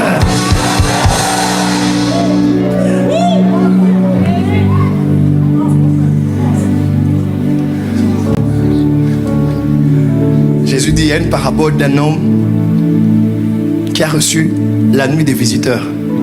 Et il n'avait rien à les offrir. Et il est allé chez son ami, il est importuné. Il dit, mon ami, je viens te demander, parce que j'ai des gens qui ont un besoin, mais je n'ai rien. J'aime bien cette phrase-là. Je n'ai rien. Dis à ton voisin, je n'ai rien. Tu vois? Notre ami, c'est le Saint-Esprit. Et nous avons beaucoup de gens qui attendent de nous, comme des visiteurs. Les gens qui attendent que nous puissions chanter. Les fidèles qui attendent que nous puissions prêcher. Mais Dieu ne donnera pas à quelqu'un qui est suffisant. Qui sait qu'il connaît, qui sait tout ce qu'il sait faire. Non. Dieu donnera à quelqu'un qui vient et qui dit, Saint-Esprit bien-aimé, voilà, il y a la foule qui m'attend là-bas, à Perpignan. J'ai fait la théologie, je connais la Bible, mais en tout cas, je n'ai rien. Dieu aime ce genre de dépendance. Dépendance dans laquelle Dieu sait que tu peux, mais que tu fais table rase de tes capacités en te disant, je puis tout, mais par Christ qui me fortifie. Le prophétique est attiré par l'aspiration. Et on ne peut aspirer que quand on est vide, quand on a une fosse. Si quelqu'un a soif, lève les mains, dit j'ai soif. Dis encore j'ai soif. Asseyez-vous. Troisième loi. 2 autres lois et on a fini. La loi de la pureté. Oh, la loi de la pureté. La loi de la pureté. Je sais qu'on n'aime pas trop ça, mais il faut qu'on en parle. On y va. Jérémie 15, verset 19. C'est pourquoi ainsi parle l'Éternel. Si tu te rattaches à moi, je te répondrai. Yes. Et tu te tiendras devant moi. Si tu sépares ce qui est précieux de ce qui est vil, tu seras comme ma bouche. Hey! Tu seras comme ma bouche. Dans la mesure où tu peux te séparer. Tu sais séparer ce qui est précieux de ce qui est vil. Mes frères et sœurs, le domaine du prophétique est un domaine extrêmement exigeant et extrêmement dangereux.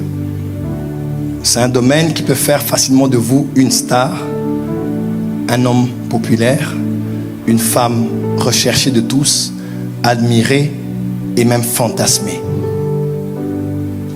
Mais dans toutes ces choses, vous n'attirez pas que les bonnes choses, vous attirez aussi les mauvaises choses.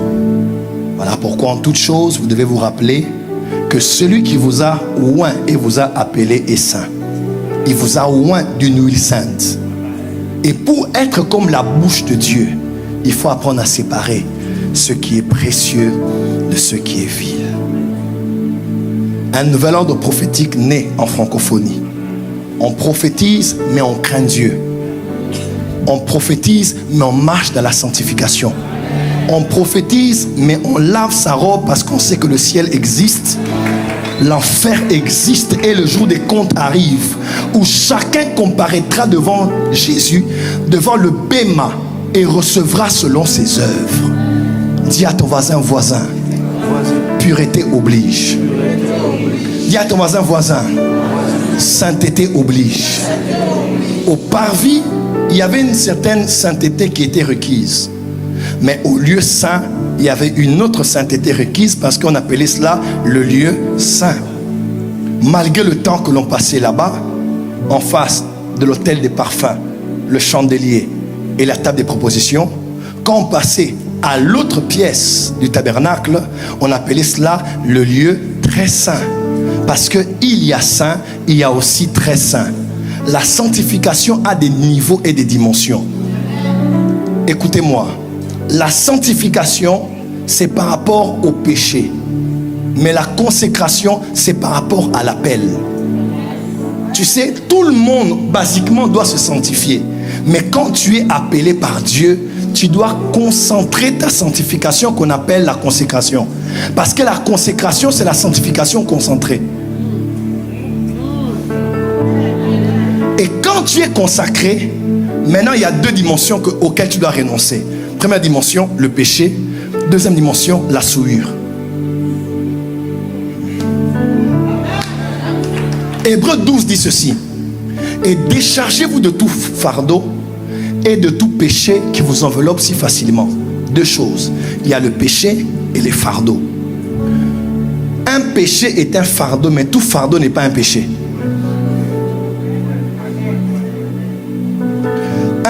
Un péché est un fardeau, mais un fardeau n'est pas forcément un péché. Mais un fardeau peut devenir un péché dans la mesure où ça t'empêche de courir dans la carrière qui est ouverte. Suivre la télé n'est pas un péché. Commettre la pudicité est un péché. Suivre la télé n'est pas un péché. Mais quand il s'agit de la consécration, au moment où Dieu t'appelle à la prière et au jeûne, et que tu suis la télé devient un fardeau et ça devient une souillure.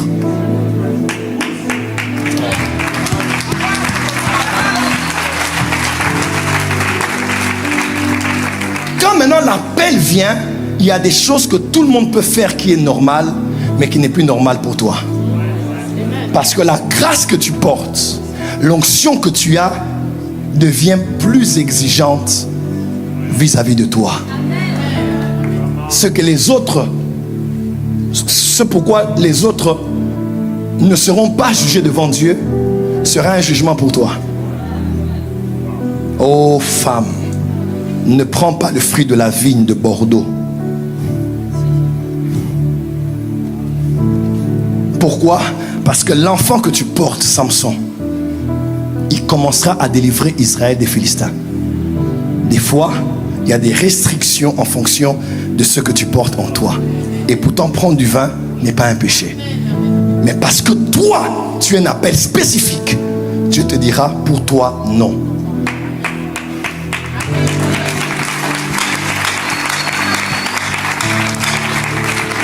Une onction qui n'a pas de restrictions est diabolique. C'est la magie. Donc on fait n'importe quoi et on va servir Dieu. C'est la magie. Même la magie a des restrictions. Même l'occultisme a des restrictions. Mais toi, tu es sans foi ni loi. Tu crois en la grâce et Dieu qui va agir. Dis à ton voisin la pureté. Le prix pour le prophétique, la pureté. Tu sépares, tu seras comme ma bouche. Quatrième loi. La loi de la solitude. Jérémie 15, verset 17. Comment? Je ne me suis point assis dans l'assemblée des moqueurs afin de m'y réjouir, mais à cause de ta puissance, je me suis assis solitaire, car tu me remplissais de fureur. C'est un prophète qui parle, il dit, mais à cause de la puissance du prophétique qui a sur moi, je m'étais assis solitaire. À cause de ce que je ressentais sur moi. Quelque part, il parle même du feu qui brûle dans mes os. Le feu. Je me tenais solitaire. Voilà pourquoi les prophètes vivaient sur les montagnes. Les sacrificateurs dans la vallée. Les sacrificateurs étaient les hommes des hommes. Ils quittaient de la présence des hommes. Ils allaient au nom des hommes devant l'Éternel.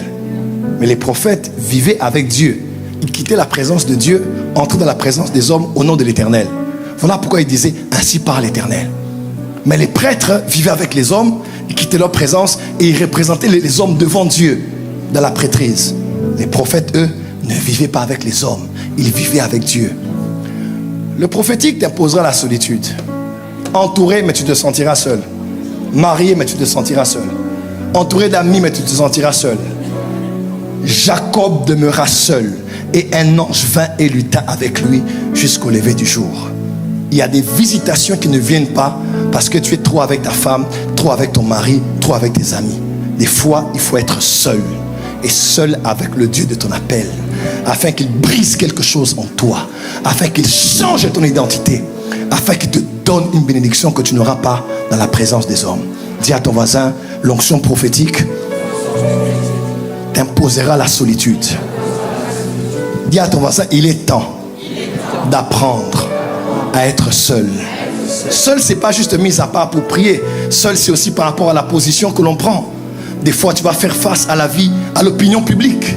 Tu vas faire face aux avis, à l'imaginaire collectif. Tu feras face à la voix de la multitude.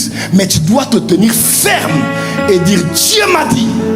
Et je vais obéir jusqu'à la fin. La voix du peuple n'est pas toujours la voix de Dieu. C'est la voix du peuple qui a tué Jésus en laissant Barabbas. Quelqu'un peut dire amen très fort. Un prophète est un homme de conviction. Il ne change pas parce que, oh non, on va blesser les gens. Un prophète n'a pas peur de blesser les gens. Un prophète est un marteau de guerre. Il est prêt à dire à tout le monde ce qu'ils ne veulent pas entendre. Il est prêt à rester seul. On allait voir Martin Luther à Gutenberg, 1500, réforme protestante en Allemagne. Les hommes viennent à Gutenberg, ils entrent chez Martin Luther et disent Luther, l'église catholique là-bas est contre toi. Tout le monde là-bas dehors est contre toi. Luther écrivait, il s'est relevé, il a dit ils sont tous contre moi, dites à tout le monde que je suis contre eux tous. Quand l'autorité prophétique vient sur toi, tu assumes tes convictions. Tu assumes ta position. Tu assumes ce que Dieu t'a dit. Ils sont contre moi, je suis contre eux. Parce qu'avec Dieu, c'est la majorité. Acclame très fort là où tu es. Dernier point. L'incontournable loi de l'honneur. On y va. Marc 6. Je termine ici. 1 à 6, 53, 55 et 56. Jésus partit de là. Je termine ici. Jésus partit de là et se rendit dans sa patrie. Ses disciples le suivirent. Quand le sabbat fut venu, il se mit à enseigner dans la synagogue. Beaucoup de gens qui l'entendirent étaient étonnés et disaient d'où lui viennent ces choses. Première question, c'est d'où lui viennent ces choses. Deuxième question. Quelle est cette sagesse qui lui a été donnée et comment de tels miracles se font-ils par ses mains? Vous voyez les questions, on y va. Verset 3. N'est-ce pas le charpentier, le fils de Marie, le frère de Jacques, de José, de Jude et Simon? Et ses sœurs ne sont-elles pas ici parmi nous? Et il était pour eux une occasion de chute. Mais Jésus leur dit, un prophète n'est méprisé que dans sa patrie. Une autre version dit un prophète est sans honneur dans sa patrie. C'est Semeur qui le dit. Parmi ses parents et dans sa maison. Il ne put faire là aucun miracle, si ce n'est qu'il imposa les mains à quelques malades et les guérit. et ils s'étonnaient de leur incrédulité. Jésus parcourait les villages d'alentour en enseignant. Nous sommes dans Matthieu 6, n'est-ce pas? Dans Matthieu 5, on parle de l'histoire de la femme de perte de sang de 12 ans. Elle vient vers le maître, elle touche le maître, elle est guérie instantanément. Elle n'était même pas programmée ce jour-là. Jésus arrive chez Jairus, c'est la fin du chapitre 5. Il arrive là, il chasse tout le monde, il garde Pierre, Jean et Jacques et les parents de la fille de Jairus. Il vient vers la fille, dit Talitha Koumi. La puissance de la résurrection, la fille se relève. Dans le chapitre 5, Jésus avait une telle onction extraordinaire. Il prend ce manteau, il prend ce pouvoir en tant que prophète. Lui, le prophète, il va dans sa patrie. Il arrive chez lui avec le pouvoir et l'onction, mais il est écrit, il ne put faire là aucun miracle. Ceux qui lisent le grec savent, ce verset ne veut pas dire que Jésus a croisé les bras, il n'a rien fait. Ce verset veut dire, Jésus avait essayé de faire, mais ça n'a pas marché. Oui, ce verset veut dire, Jésus avait, il a essayé, ça n'a pas marché. Il a essayé, ça n'a pas marché. Oh, mais comment là-bas, une femme qui n'est même pas programmée, elle me touche, elle est guérie. Une force sort de moi. Là-bas, un enfant qui ressuscite. Mais pourquoi chez moi? J'essaye de faire, rien ne se fait. J'essaye de voir, je ne vois pas. Je n'essaie d'opérer, je n'opère pas. Pourquoi? À cause des questions. 11 questions en tout. Comment il voit? Oh, on avait appris sur internet. Oh, moi aussi j'avais vu. Oh, il a quel âge? Oh, il vient d'où? À chaque fois que les hommes se posent trop de questions, ils laissent la place à l'incrédulité.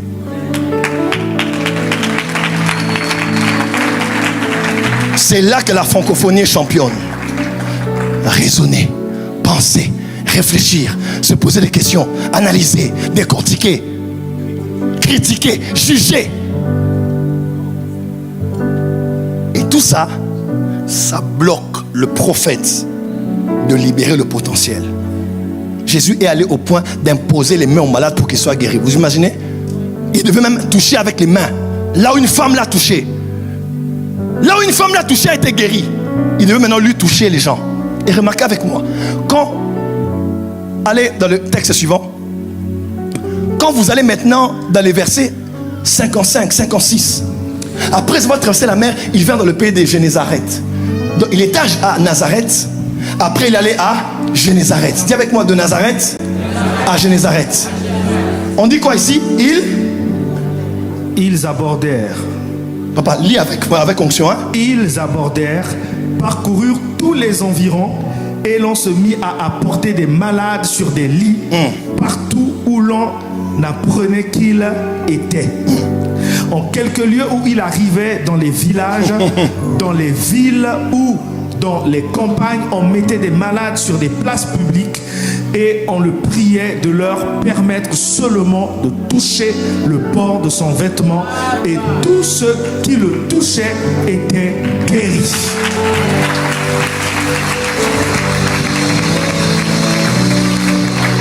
De Nazareth à Génézareth, la loi incontournable de l'honneur. Un prophète vient chez lui, tout le monde le regarde et le relie à son humanité. Le fils d'eux, le frère d'eux, ses sœurs sont ici. Écoutez-moi, un prophète de l'Ancien Testament était généralement appelé un homme de Dieu. Deutéronome 33, verset 1 et suivant. Moïse, l'homme de Dieu, avait béni les 12 tribus. Quand on parlait de l'homme de Dieu, on parlait de l'ange des fois, mais on parlait généralement d'un prophète. Parce que le prophète est la combinaison parfaite de l'humanité et de la divinité. Il est l'homme, mais pas l'homme des hommes. Il est l'homme, mais l'homme de Dieu. Il est un homme comme toi et moi. Mais si tu le vois comme homme, tu vas rater. Tu dois le voir un homme, mais un homme de Dieu. Il a été un homme tiré de nous ici, mais le divin est entré en lui. Donc quand je le vois, je vois l'homme. Quand je le vois, je vois Dieu. Parce qu'il est l'homme. Parce qu'il est l'homme. Et si je prends mon temps à regarder l'homme sur lui, je vais finir par être aveugle en ce qui concerne Dieu en lui. Oui. Si je me dis je ne regarde que l'homme, je ne regarde que la femme. Non, c'est une femme. Elle a préparé. Elle dormait. Elle bavait. Maintenant elle veut faire la prophétesse avec le micro. Si tu regardes la femme, tu vas rater Dieu dans la femme de Dieu. Oui.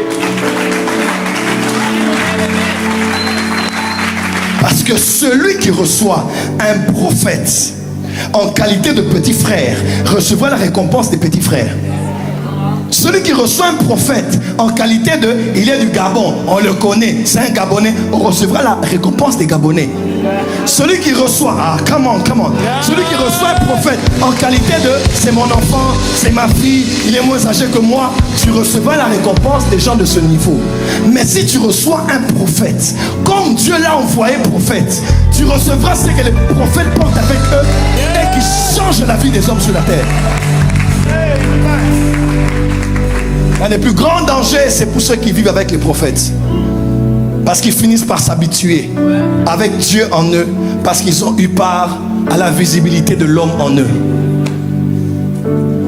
C'est là où Myriam et Aaron ont voulu oser. Mais Dieu aussi nous parle à nous, non? Comment il a répudié sa femme. Dieu dit stop. Immunité. Immunité. Vous ne touchez pas Moïse. Vous ne touchez pas. Et Dieu a frappé Myriam de la lèpre. Si tu regardes l'homme, tu vas rater Dieu dans l'homme. Voilà pourquoi ceux qui sont généralement près des hommes de Dieu ratent les grâces des hommes de Dieu. Parce qu'ils sont habitués. Le prophète Sostène, c'est mon frère, c'est mon boulot. C'est mon boulot de tous les jours. Mais quand je le vois, je vois le prophète de Dieu. Je peux blaguer, on peut taper, on peut blaguer. Mais je sais, il y a un temps pour toutes choses. Il peut prier pour moi et ma femme. Il peut prier pour mon église. Il est venu à l'église. Il était de passage. Il a parlé. On a pris tout l'argent qu'il y avait sur l'autel. On lui a donné. Le prophète, bénis-nous. Et il nous a bénis. Et tout ce qu'il a dit, c'est accompli. Et vous qui êtes ici, et vous qui êtes ici, faites attention. Dieu vous a donné un prophète. Nous ne sommes pas beaucoup dans la francophonie. Vous avez un des meilleurs, la crème des crèmes, ici à Bordeaux. Si vous le prenez comme quelqu'un avec qui on a toujours été, on connaît sa femme, on a même eu des problèmes. Bon, ils sont aussi des hommes comme nous, hein. Ils ne sont pas des hommes comme nous. Il faut toujours avoir des distances avec un homme de Dieu. Il faut être prêt, mais il faut être éloigné. Parce que généralement, plus on est prêt, plus la familiarité détruit le sacré.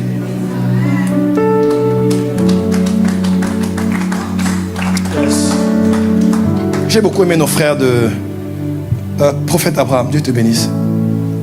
Il m'a écrit et je peux me sentir dans leur esprit. C'est un père spirituel, il a des enfants, il a aussi l'église. Ses enfants sont là. Mais j'ai vu comment il s'approche de moi, j'ai dit, hé, Seigneur, est-ce que c'est un Africain? Ouais.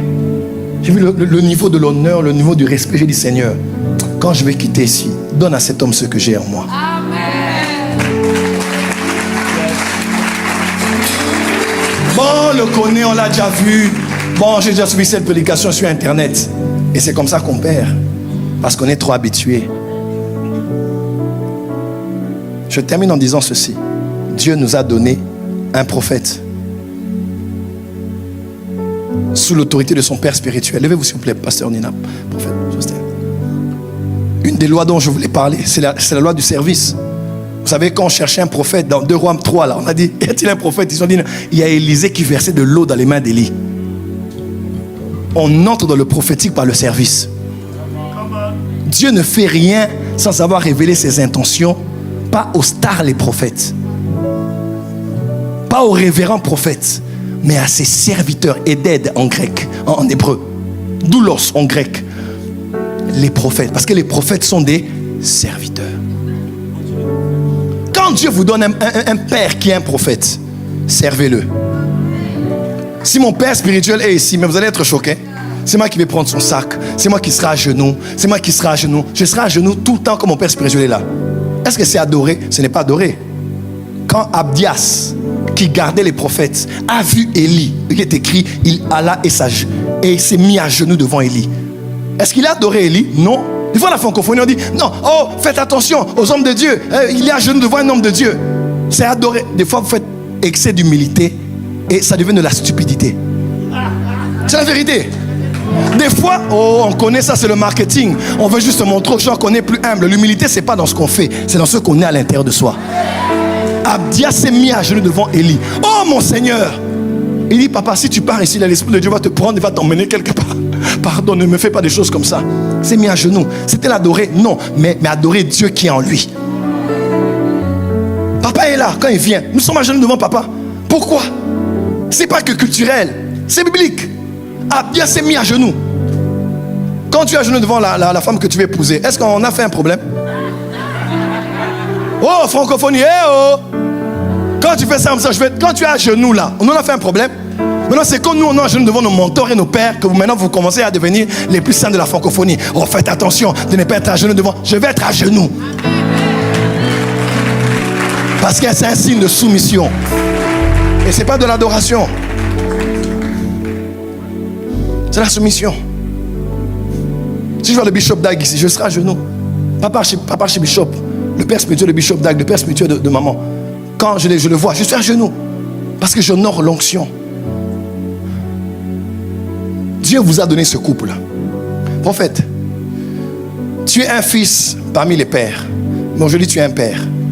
Et tu n'es pas qu'un père de l'église, tu es un père de Bordeaux. Tu es une des colonnes. Dans Galates 2, il est écrit, Paul dit, il était allé à Jérusalem pour voir les colonnes de l'église. Pierre, Jean et Jacques. Parce que tout homme de Dieu est homme de Dieu, mais tout homme de Dieu n'est pas une colonne. Il y a des hommes qui sont les piliers sur lesquels Dieu pose la charpente de son église. Quelqu'un me comprend? Le prophète Sosthène et sa femme, ils ont une œuvre prophétique et apostolique, comme disait papa. Parce qu'aujourd'hui, ce sont des colonnes et des piliers. Servez-les. Oh, je sers Dieu. Oui, la Bible déclare que le petit Samuel servait Dieu devant Élie. Toi, tu sers Dieu devant qui? Oh, moi je sers seulement Dieu. On sert Dieu devant un homme. Dieu, on ne le voit pas. Mais Dieu, tu le verras par un homme qu'il a mis devant toi.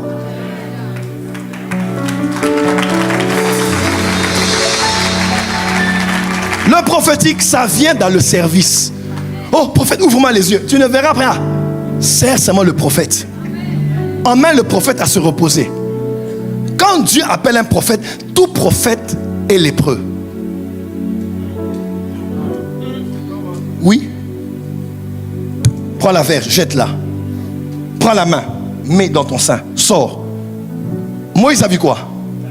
Lèpre venait d'où? De quoi?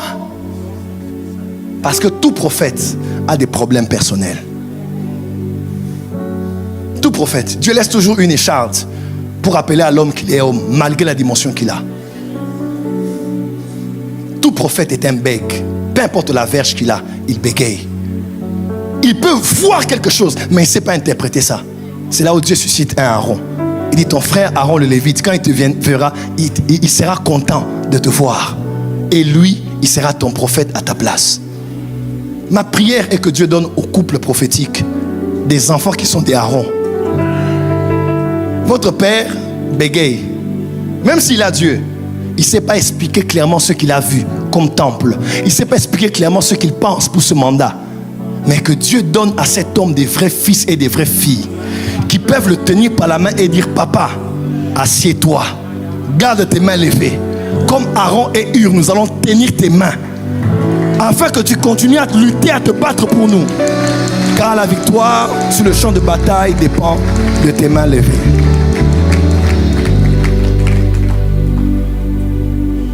Prophète, il n'y avait pas de disciples et des prophètes dans la Bible. Il y avait des fils des prophètes. Parce qu'un disciple peut partir, mais un fils reste. Le disciple veut la connaissance, mais le fils est attaché au sang. On ne peut pas survivre près d'un prophète, sincèrement. Tout prophète, si on n'est pas lié à lui comme quelqu'un qui est lié par le sang avec quelqu'un.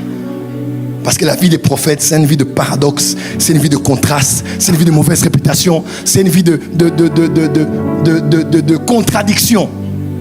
Même quand le prophète veut être calme, on le cherchera des problèmes. Parce que Jésus a dit, c'est ainsi qu'on a fait à vos pères les prophètes.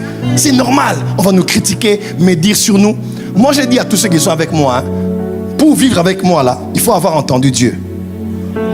C'est vrai? Moi, même ma femme elle est là, pour vivre avec quelqu'un comme moi, il faut moi que Dieu t'ait parlé. Si Dieu ne te parle pas, tu ne pourras pas supporter. Même quand je ne vais rien faire sur Internet, quelque chose va sortir. Maintenant, tu devras choisir entre ce que Dieu t'a dit et ce que YouTube et TikTok t'ont dit. Vivre avec quelqu'un comme moi, c'est faire ça. Regarde cette femme-là, elle fait ça. Tous les jours. C'est beau, hein? On est bien habillé, bien coiffé, tout ça, stylé. On entre à l'église, tout ça. Mais être quelqu'un comme moi, là, c'est 2 jours de paix, 3e jour de trouble. Parce qu'on attire les combats. On dérange Satan. Quand tu me vois ici révéler, Dieu révèle qu'il y a un démon au niveau de tel eau. Parce que les esprits des eaux là me laissent tranquille. Vous rentrez à la maison. Mais moi, qu'est-ce qui m'arrive? Et tu rentres à la maison comme ça, tu vas être dans la paix, mais tu descends énervé. Ta femme ne t'a rien fait, mais tu es énervé. Parce que simplement, il y a des oppressions spirituelles sur toi. Vous qui êtes près des prophètes, soyez les intercesseurs des prophètes. La vie des prophètes n'est pas facile. Je clôture la masterclass en vous disant, la vie des prophètes n'est pas facile. C'est très difficile. On paye il y a un grand prix à payer. Nous tous ne sommes pas des Tibi Joshua ici. Tu n'aurais jamais aimé être dans son église. Hein?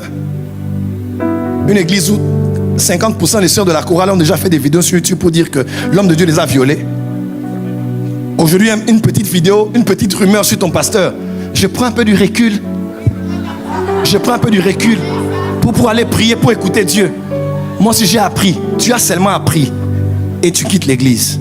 Et que dit le jour où quelqu'un ferait une vidéo pour dire, prophète sur scène, je le connais depuis le Gabon, il mangeait la viande, la chair humaine. Il buvait du sang avec mon père. Et avec l'intelligence artificielle aujourd'hui, c'est fini. On est foutu. On peut créer la voix, créer une photo, faire une photo et puis on te montre. Qui sont les enfants qui vont encore rester ici? La plus grande persécution de l'église arrive et ça sera sur les réseaux sociaux. Voilà pourquoi il faut qu'on ait des personnes fidèles qui peuvent entendre, qui peuvent voir, mais qui disent, ici c'est ma place. Oh, tu n'as pas acclamé là où tu es.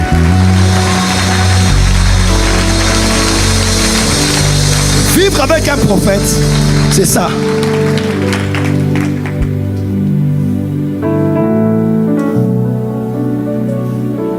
Quand je passais par des temps difficiles, mes enfants spirituels m'ont dit, papa, on est avec toi. On disait tout, 2014, 15, 16, 17. Même les gens qui me critiquaient sont dans cette salle. Oui, ils sont ici, pour être honnête. Même des gens qui m'ont critiqué, ils sont là, même sur la première rangée ici, ils sont là. Ils ont fait des commentaires, vous êtes là. Vous voulez que je vous indexe? Vous êtes là. Mais ça, je ne vous en veux pas, je dis seulement que c'est les choses qui arrivent. Tu vois un peu? Oh. C'est des choses qui arrivent, je ne vous en veux pas.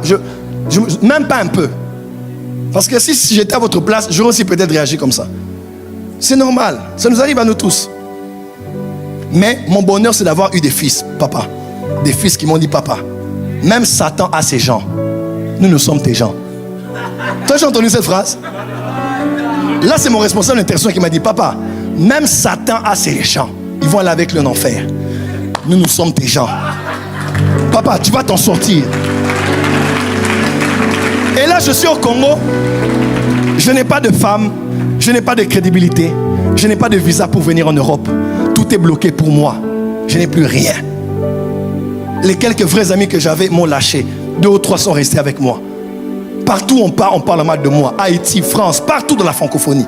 Mais mes enfants me disaient, papa, on va s'en sortir. Les gens qui ont été en exil avec David ont régné avec lui. Si tu souffres avec ton leader, tu investis pour l'achat de la parcelle, la construction de l'église. Quand la gloire viendra, tu régneras avec le leader.